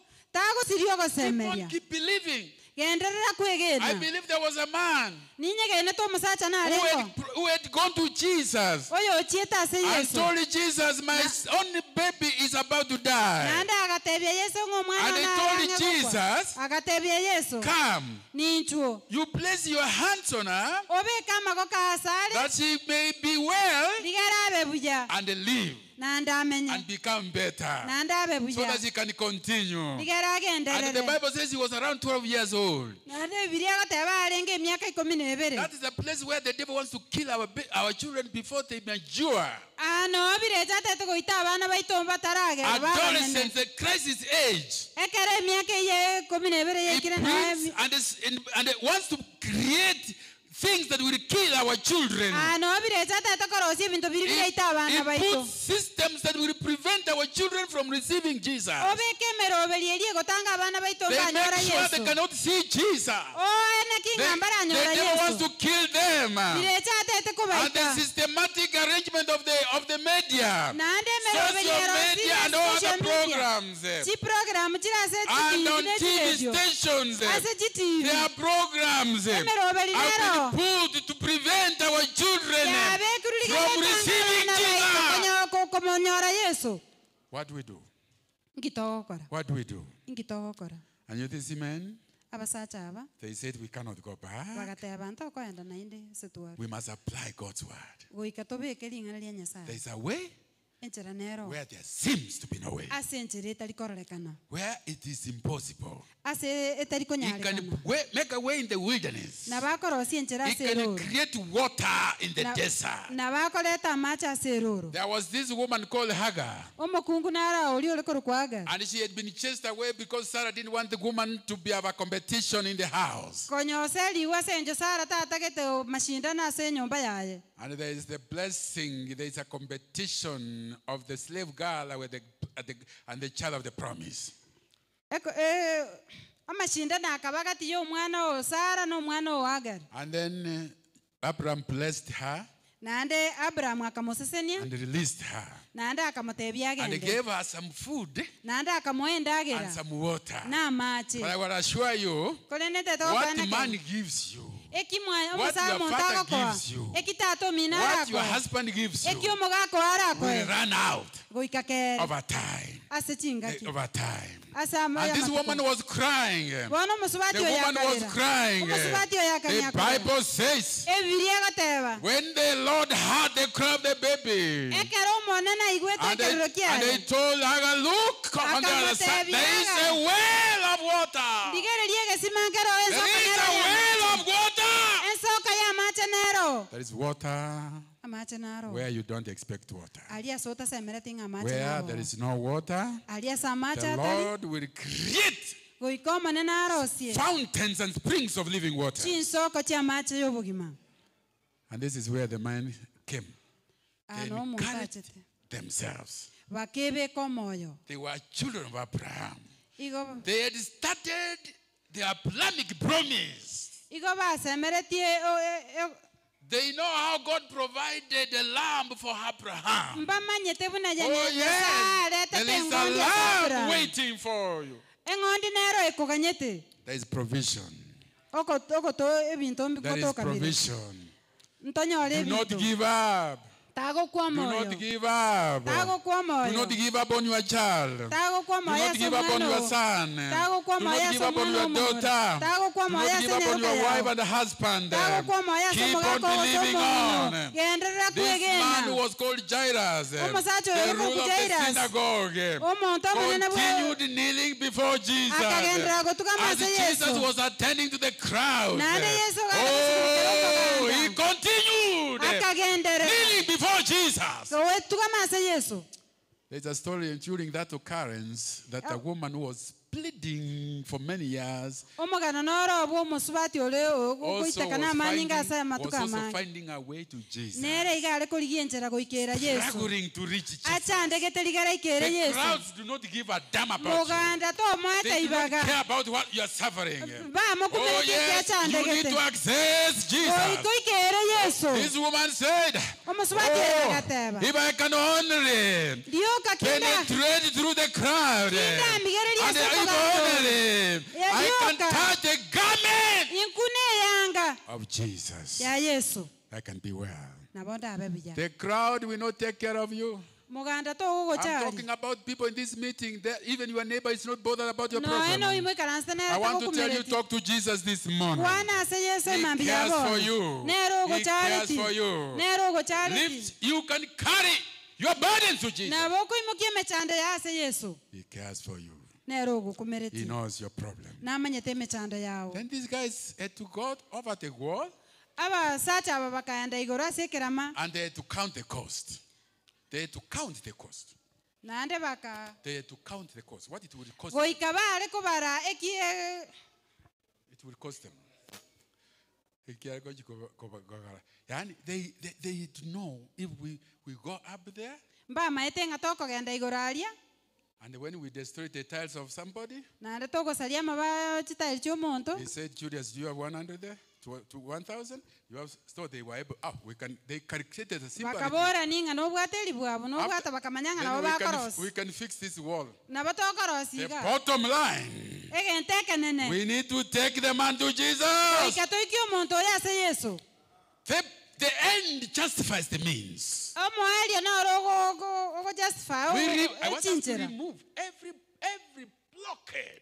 bakarusia kere We want to egetango remove any alignment that want to prevent you from reaching Jesus. goika torusia emeroberi yonsi eria gototanga goikera Yesu kende gionsi In your mind, kende gionsi ase ebirangarari biao pull it down. goika Any tokebekense imagination birangarari that binde wants to bionsi lift itself above the name of the Lord, bitegete we kwimukera pull igoro it down in the name of Jesus, goika that tobibekense you ase may bitari receive digera access onyare to Jesus. onyare goikera Yesu Hallelujah. amina Oh, our warfare is not carnal. ese egi yaito tari ya It's mubiri spiritual. nigere yake To the moika pulling down digera to of every elinse stronghold.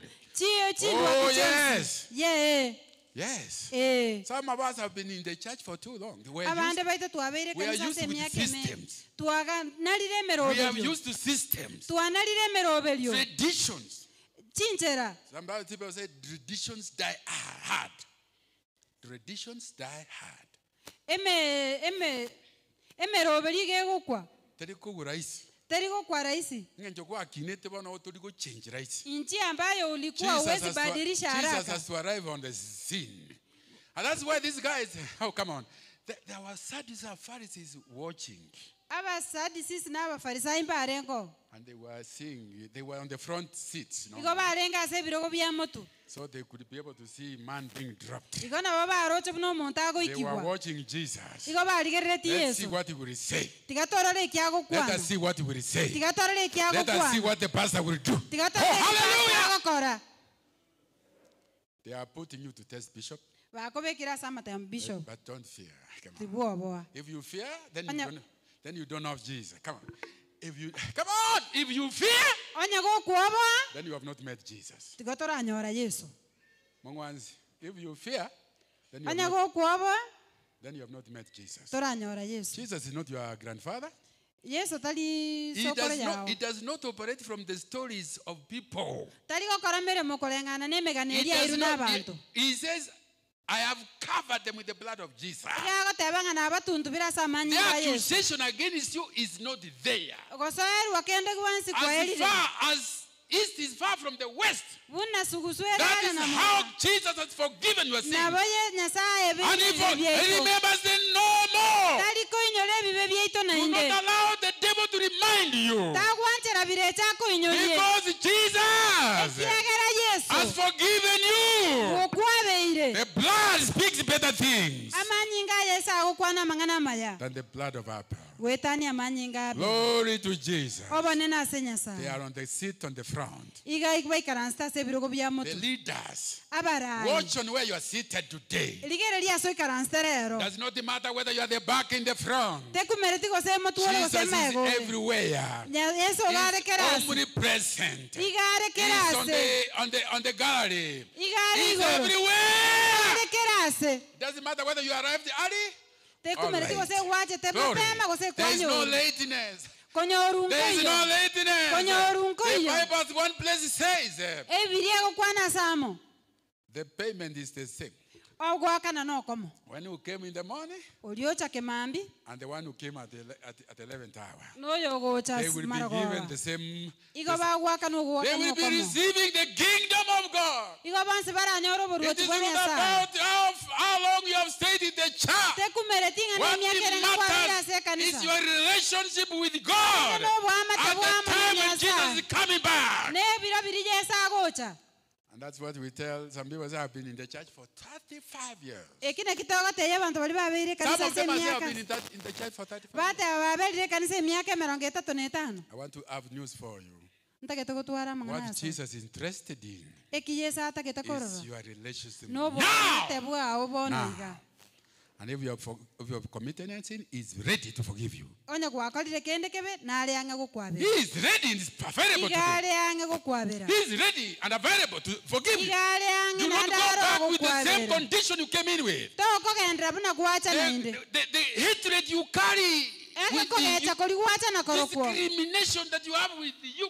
ogo gwatana na kori gwacha na korokwo Don't go back with it. takoirana na korokwo Just put it on the cross. kobeka so musaraba Because He's good, He can forgive us. ese engenjo n'omwegenu Oh, natwabira hallelujah. amina And then people saw n'abantu a bakarora man being dropped omonto gagoikibwa into the room. ase enyomba And Jesus looked at the man. na yesu akarigereria omonto And when oyo He saw the faith in this man, nande ekara arocha okwegena kwarenga ase omonto oyo you know, the faith of your parents will save. omanyete okwegena kwa baibuli bao nabo The koragokonya faith of the husband can save the wife. okwegena Oh! nabo korakonya The omokungu faith of the mother okwegena kwa omong'ina will save the children. nabo gogotoria abana Oh, yes. eh Oh, yes. eh Are you determined enough? nole Are you nobokene determined enough nole nobokene to go against every resistance kogenda mamincha yogotanga kwenda gionsi and take your children to Jesus? nande ira abana base yesu Oh, yes. eh When Jesus saw the faith of that man, ekara yesu aligeretie when okwegena kwa Jesus saw the faith of that man, ekara yesu aligeretie okwegena kwa abantu baria He told him, son, akamateya son, akamateya listen to what he says. When he saw the faith of those men, ekara arocha okwegena kwa abantu and baria now he is addressing this young man. bona akakwanera omonto oli olenga He's not igata calling him a paralytic person. tari komoroka The ligata condition is changing. ebinto ngonchoreri The change is arriving. obonchoreri When he saw the faith of this man, ase engencho yokwegena kwa abantu baria he addressed this young man as son. akamutebinga There is a omurona migration. okong'anya There is a nkoro new name. erieta You are a linyendiro child of God. eno omwana o nyasaye Son, omwana one son, omwana one your sins have been forgiven. ebibe byao byabeirwe Oh, yes. You are a new creation. aya You negetogwekeria now deserve better. igo You bwenete do not konyora need ebinto to ebiria you do not need to be a paralytic anymore. obwenete ko baligata Children of noinde God must walk you free. Come on. goikotare bono Because you are now forgiven. ese engencho bono kwabeirwe I want you to receive Jesus as Lord and Savior. ntagetonyore yesu buno omotori Today. bw'obuzima bwao lero Today, lero it may have taken the faith and the determination of your mother. nabera anyorenga n'okwegena kwa mama omino Maybe your father, your brother, your gose tata omino gose momura omino there is somebody who has been brought to church today omonto narore ekanisa lero for the first time. ase rituko ritang'ani Because ase eng'encho the mother ase eng'encho mama the omwabo father, gose tata the omwabo brother or the sister. momura omwabo moiseke All omwabo everybody gose onde bwensi invited you here. akwariganiga I want to say, ntagete I goteba want to repeat. ntagete The koirora words of Jesus. amang'ana a The yesu words of Jesus. amang'ana a yesu Because of the faith of your mother. ase eng'encho Because yokwegena the kwa faith of mama your father omi and those who brought you to ase Jesus. eng'encho yokwegena kwa tata Your omino gose bari sins are bakoreta ase forgiven. ekanisa Your sins are forgiven. ebibe byao byabeire Believe it now. egena Believe bono it now. egena bono Believe it now. egena bono Pastor and the pastoral team have been believing for something. pastor na pastor bande I've been believing for for something. babeire bakwegena ase eng'encho Maybe the yeng'anagete completion of this sanctuary. kero kende nogokorwa But I want to g'ekanisa eri introduce you to another dimension. bono ntaete kobabeka ase enchera yende My dimension is that as long as the places are not filled, as long as there is an empty chair next to you, the assignment is still waiting on us. ase eng'encho ekero okera ase ensemo yao kere bosa emeremo yao nerororo I baba want next Sunday you need to bring somebody to church, invite somebody. nobwendete koreta jumapili egocha omonto Tell him, motebie like Philip told Nathaniel, buna filipu we have atebete met this, nathanieli we have met this Messiah. nanyorire masia And then Mary said, can anything good come from Nyamataro PH? nando Some omonto of them atebe will say, genteki we are yange Catholics, we are benyamataro Seventh Day. Out there, you tell us about Pentecostals. inche nomosabato nakiora ntebi igoro ya pentecost Tell them, come and see Jesus. motebi ng'a inchuorore Come and yesu see Jesus. motebi inchuorore Come and yesu see Jesus. inchuorore yesu You know, Nathaniel was transformed omaete nathanieli ga onchorete fundamentally because of an encounter with Jesus. ase eng'encho anyoranete na yesu Do you need to meet Jesus today? noganete konyora yesu rero And this, the Jairus, as he's waiting at the feet of Jesus, na jairus munaganyete ase amagoro a yesu a report comes from home.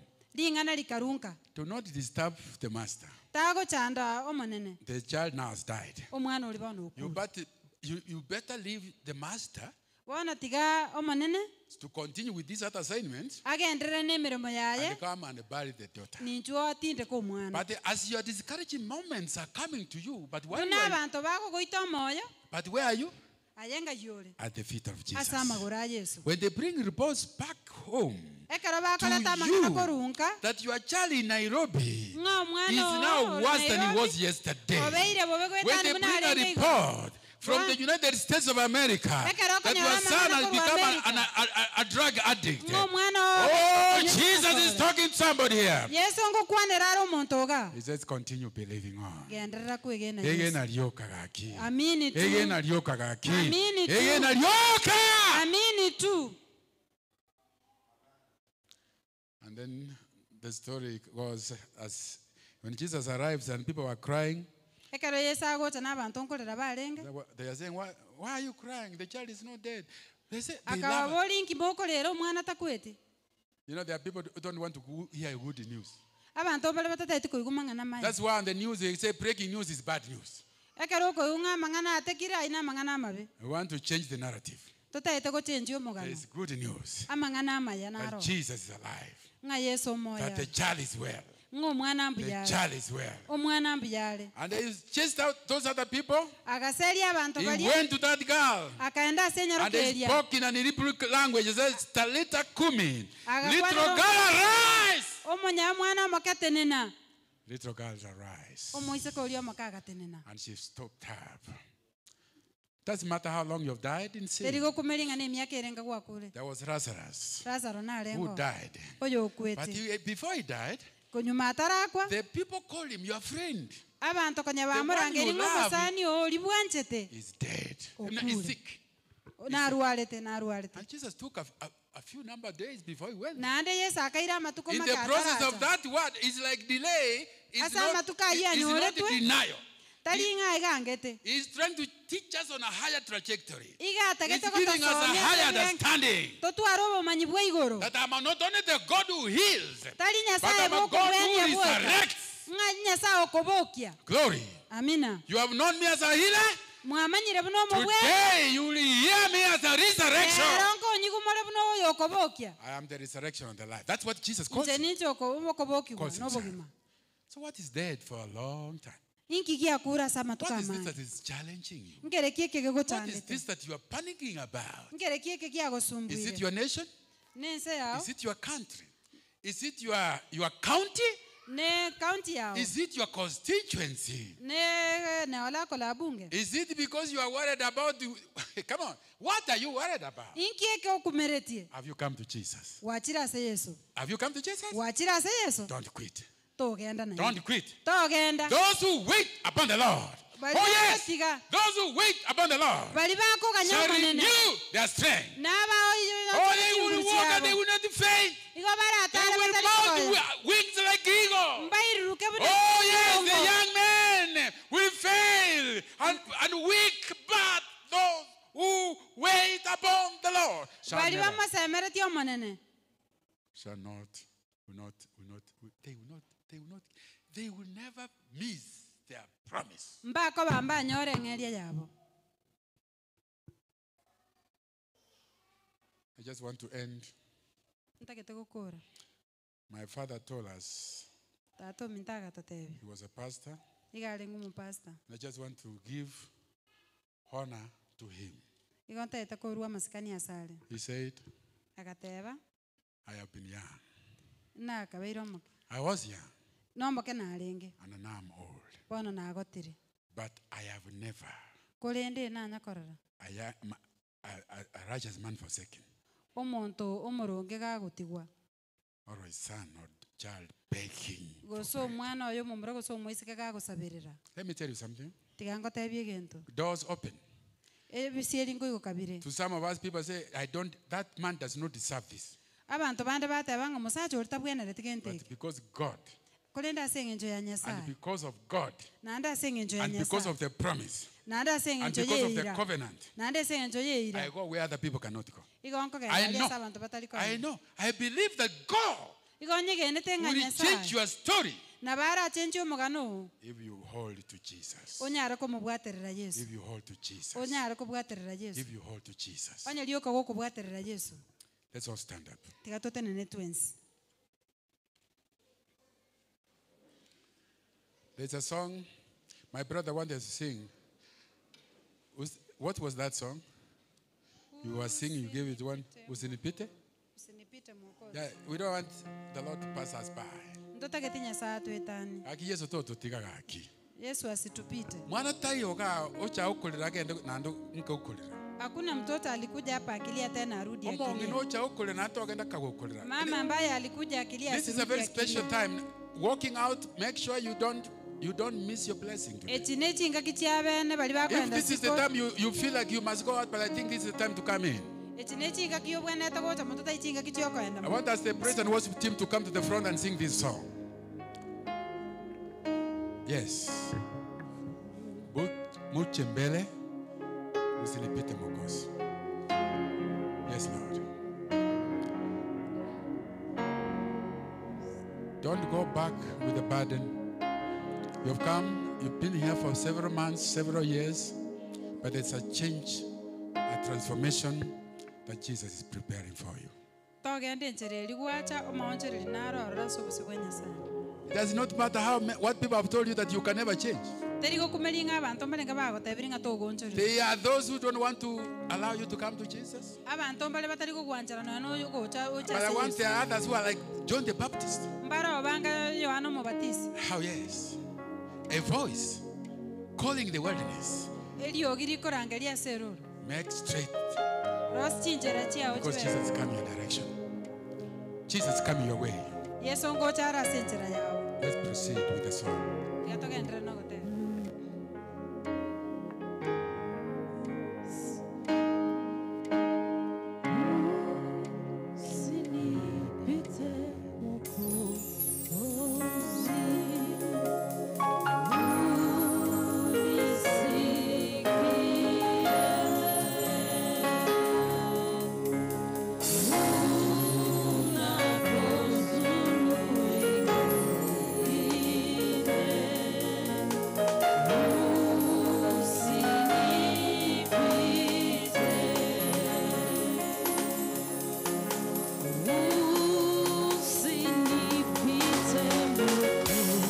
Rosie.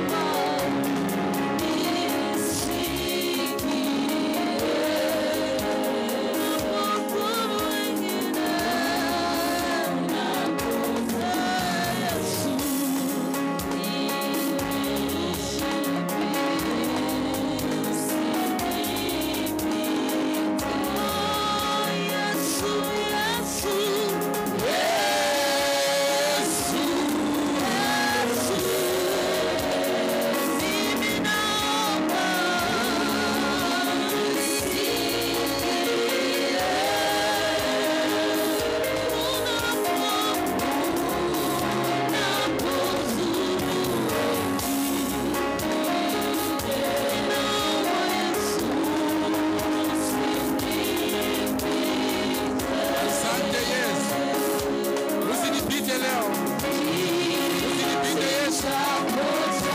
Utaokoa yule kijana aliyekuwa amepooza. Aliyekuwa anapooza kwa sababu ya imani ya wanaume wale. Ni Mungu amependa kwa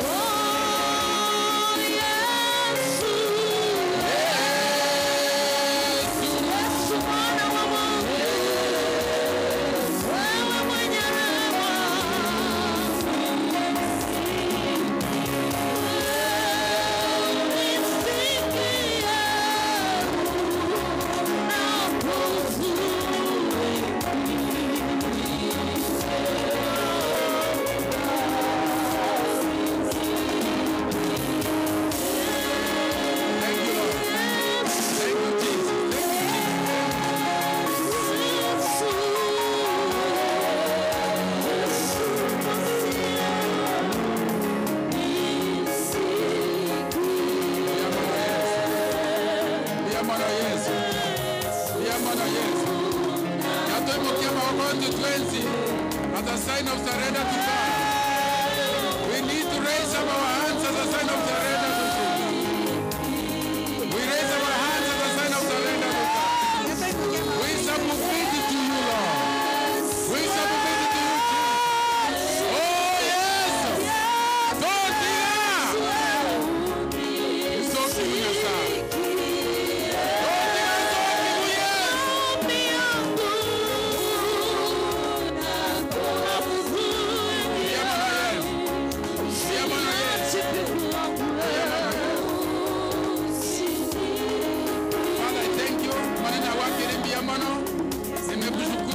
Neno lako Bwana.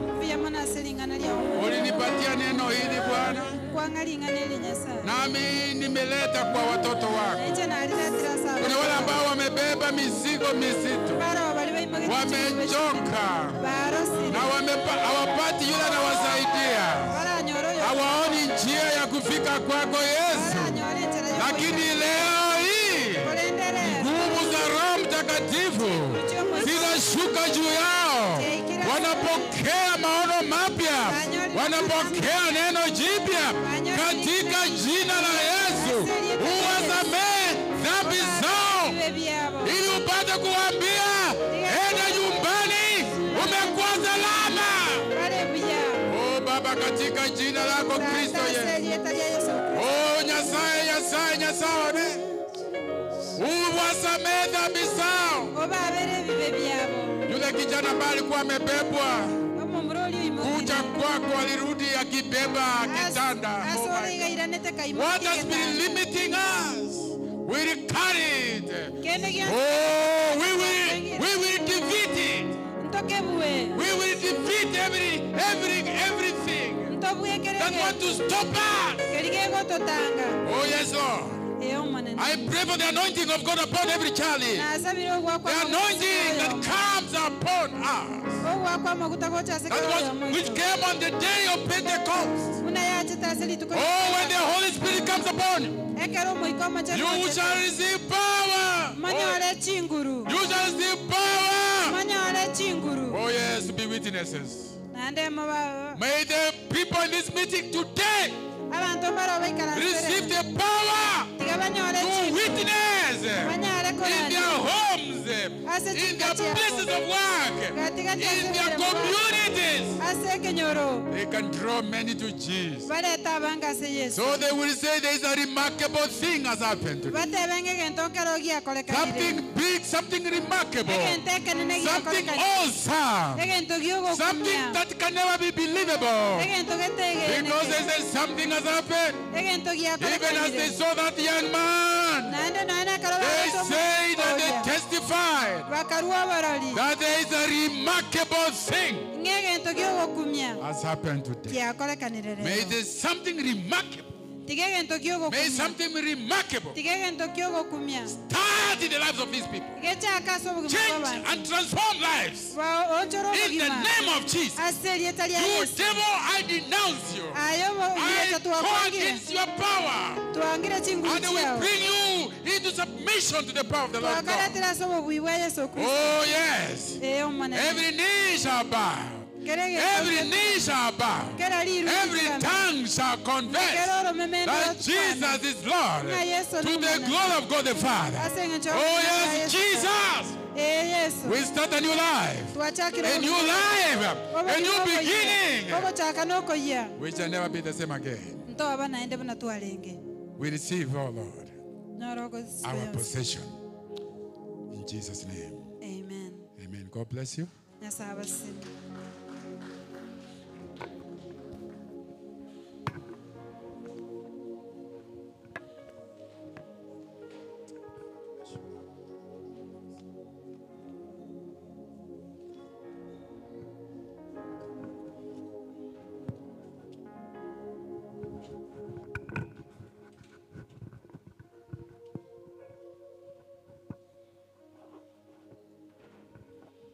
Amen. Asanteni sana mtumishi wa Mungu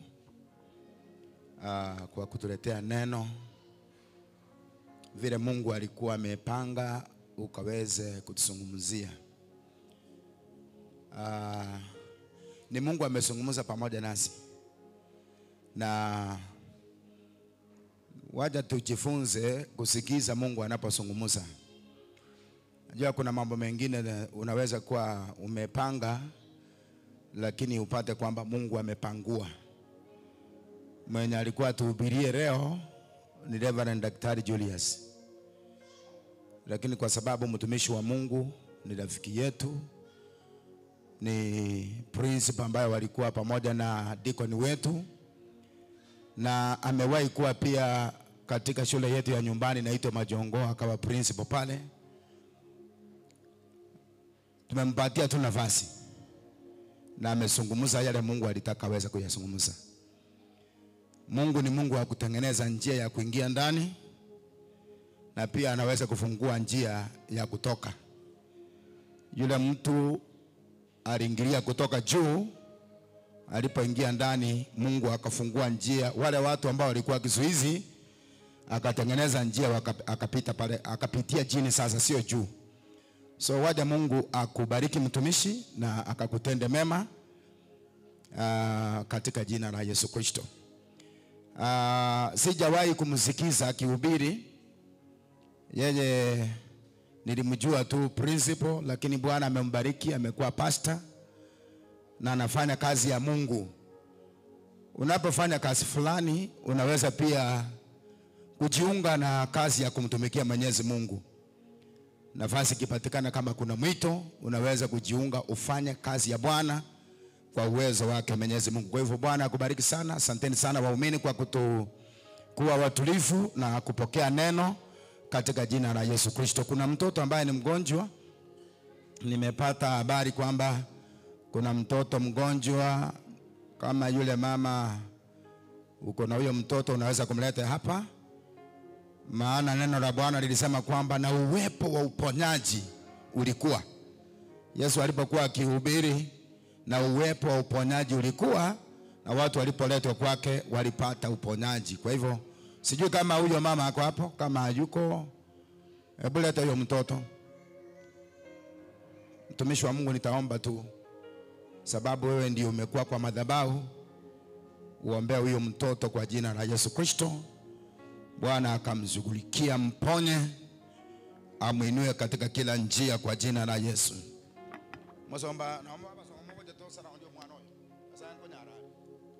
Kile mwanadamu hawezi, Bwana anaweza. Amen.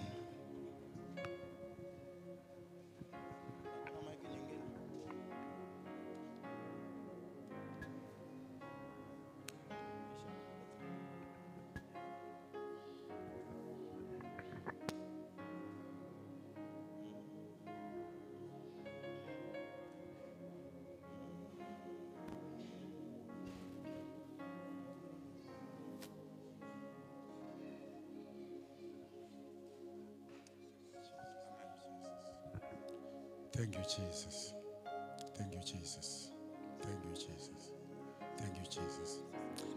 Whatever the enemy wants to do, whatever the enemy wants to do on this young life, tunakata mbinu ya ugonjwa. Ukaponya waliokuwa na ukoma. Ni nini ngumu, Bwana? Whatever name this sickness, a rash on the skin, we pray for a new alignment on the skin of this young boy. And Lord, you provide the right place for medication. Lord Jesus, Lord Jesus, Lord Jesus, Lord Jesus, we speak healing upon this life. We speak complete healing. Because of the faith of these men and women here, the boy is well in the name of Jesus. We wait to hear the testimony. In the name of the Father, the Son, and the Holy Spirit. Amen.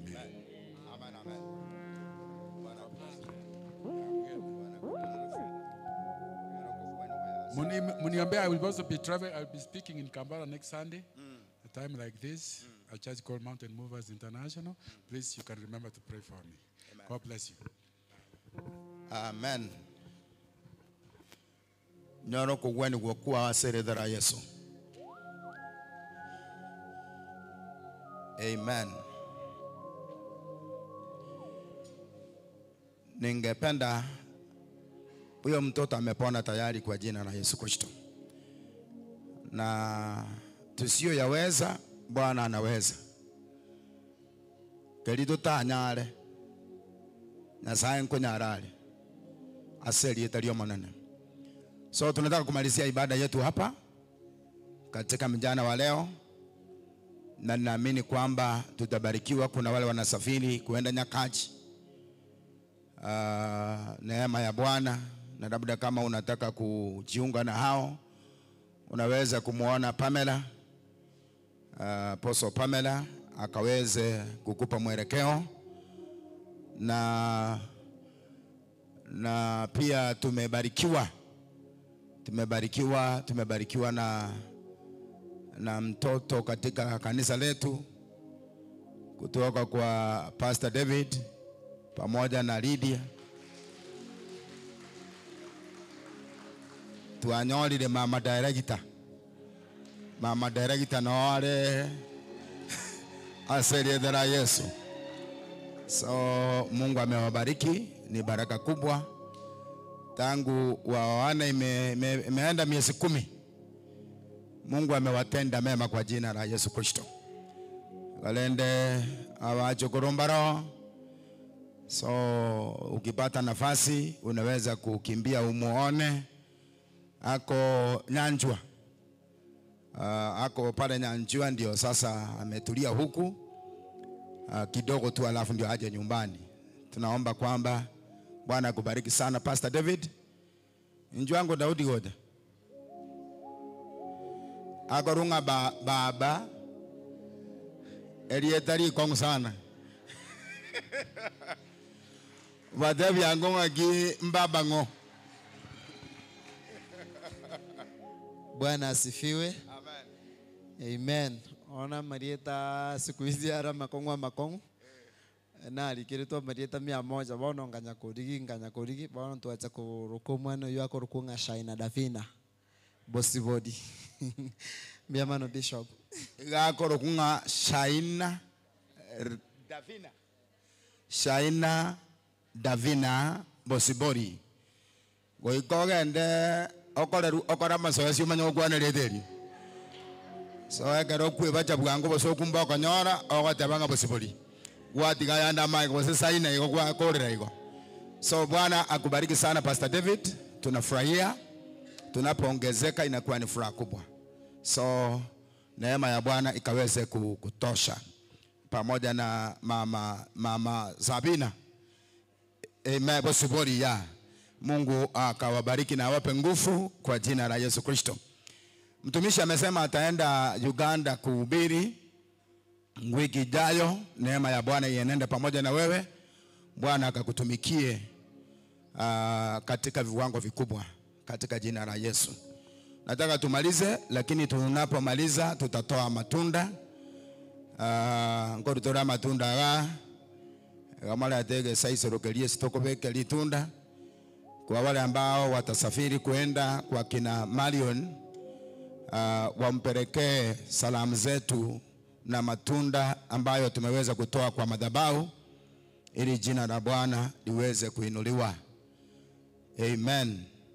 So tukiomba, tunaomba tukimaliza, ukipita unaleta tu hapa ili ikaweze kuwa vizuri na jina la Bwana libarikiwa. Marion amekuwa mshirika wetu hapa, hata kama hajakuwa sana kushiriki katika kimwili, lakini kiroho yako pamoja nasi, na hata katika kutoa anatoa. Hakuna jambo ambalo linafanyika katika kanisa hili hawezi kuhusika. Hata wakati amefiwa niliona kwamba kwa mtandao kuna kitu tena amefanya. So Mungu ni mwema, ni rafiki yetu, ni dada ambaye anapenda hili kanisa, alitoka kitambo sana lakini bado ameungana pamoja nasi katika mambo mengi. So wale ambao tutasafiri kuenda kule, tunaomba neema ya Bwana iwatosha, maana tukimaliza ibada masaa ya saa 7 hivi na kitu tutakuwa tumetoka kwa jina la Yesu. Iko na batoka leta matunda kwa chaiga. Tima etinga oyo tabwatia se ekwenda ngakia okora. Oyo tabwatia se kasi. Kuna namba tunaweza kuweka, mnaweza kusema tuitangaze hapa. Tuweke ya Pamela ama ya nani? Tuweke ya Pamela. Pamela kuja sema namba yako.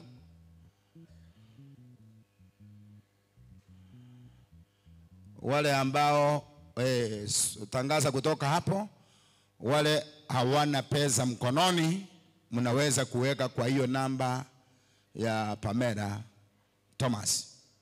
07 13 521 103. 07 13 521 103. Amen. So wale ambao hamuna mtatoa hapo, na wale ambao mko nayo mfukoni mnaweza pia kutoa hapa katika kikapu chetu. Kwanza waja tuombe. Baba, tunakushukuru. Umekuwa pamoja nasi katika viwango vikubwa, umetuzungumzia watumishi wako ambao wamesimama katika mahali hapa wakanena neno Mungu kuanzia masaa ya asubuhi na hata katika nyimbo na katika neno tumeliweza kulipokea. Tunaomba kwamba umezungumza pamoja nasi. Na haya ndio yalikuwa maombi yetu tulipokuwa hapa maombi asubuhi, kwamba sauti yako isikike, uzungumze na mapenzi yako yatendeke. Bariki kila mmoja ambaye ameweza kusikiza neno hili, lilete mabadiliko makubwa katika maisha yetu na tukaweze kuwa na mtazamo mpya katika kila jambo tunalolitenda. Jina la Baba litukuzwe na libarikiwe milele yote, maana ni mwema, kando yako hakuna Mungu mwingine. Haya ndio maombi yetu katika mjana wa leo. Kuna wale wa kusafiri kwenda nyakaji, naomba Bwana wabariki, wafunike na damu ya Kristo. Damu yako inene mema, magari yote nimeyafunika na damu ya mwana kondoo, ili jina lako liweze kuabudiwa. Nakushukuru kwa sababu ya mtumishi wako Reverend Mwagi, kumbariki, mfunike na damu ya Kristo, mmemtumia katika madhabahu haya, na anapoenda tena kwingine Uganda kwa ajili ya kazi yako, Bwana ukamtumikie, ishara na miujiza zitendeke kupitia kwa mikono yake, na ni katika jina la Yesu Kristo tumenyenyekea. Uendelee kuinuliwa juu katika jina la Baba na Mwana na Roho Mtakatifu tumeomba na kuamini. Amen. Mlio juu mnatoa juu, na mlio chini mnaleta tu hapa hivi, na jina la Bwana liweze kubarikiwa katika jina la Yesu Kristo. Amen. Bwana wabariki sana. Sasa tikaba senia siri tario mwanana. Yeah, Bwana wabariki kabisa mnapolete tu hapo hivyo. Lete tu hapa. Lete tu hapa hivi na tunatangaza kwamba Saturday wamama wote kama vile tangazo liwekwa tutakuwa na mkutano hapa kanisani. Wamama wote tafadhali usikose kwa jina la Yesu. Wamama wote, na kama ulikuwa hujatoa sadaka pia unaweza kuleta sadaka. Ulikuja kama tumetoa sadaka, unaweza kuleta sadaka yako, unaweza kuleta fungo yako hapa, na jina la Bwana litukuzwe. Neema ya Bwana iwatoshe. Bwana akawaonekanie mnapokuwa mkitembea hapa na pale katika wiki hii, katika shughuli za kila njia. Neema ya Bwana iwe pamoja nanyi. Bwana akawakumbuke mwingiapo mtokapo. Neema ya Bwana iwatoshe kwa jina la Yesu Kristo. Amen, amen, amen, amen, amen. Bwana wabariki. Bwana wabariki sana. Bwana wabariki sana. Bwana wabariki sana. Bwana wabariki sana. Leta matunda tu. Leta matunda kwa kikoranje. Leta matunda kwa chaga. Leta matunda kwa oranje.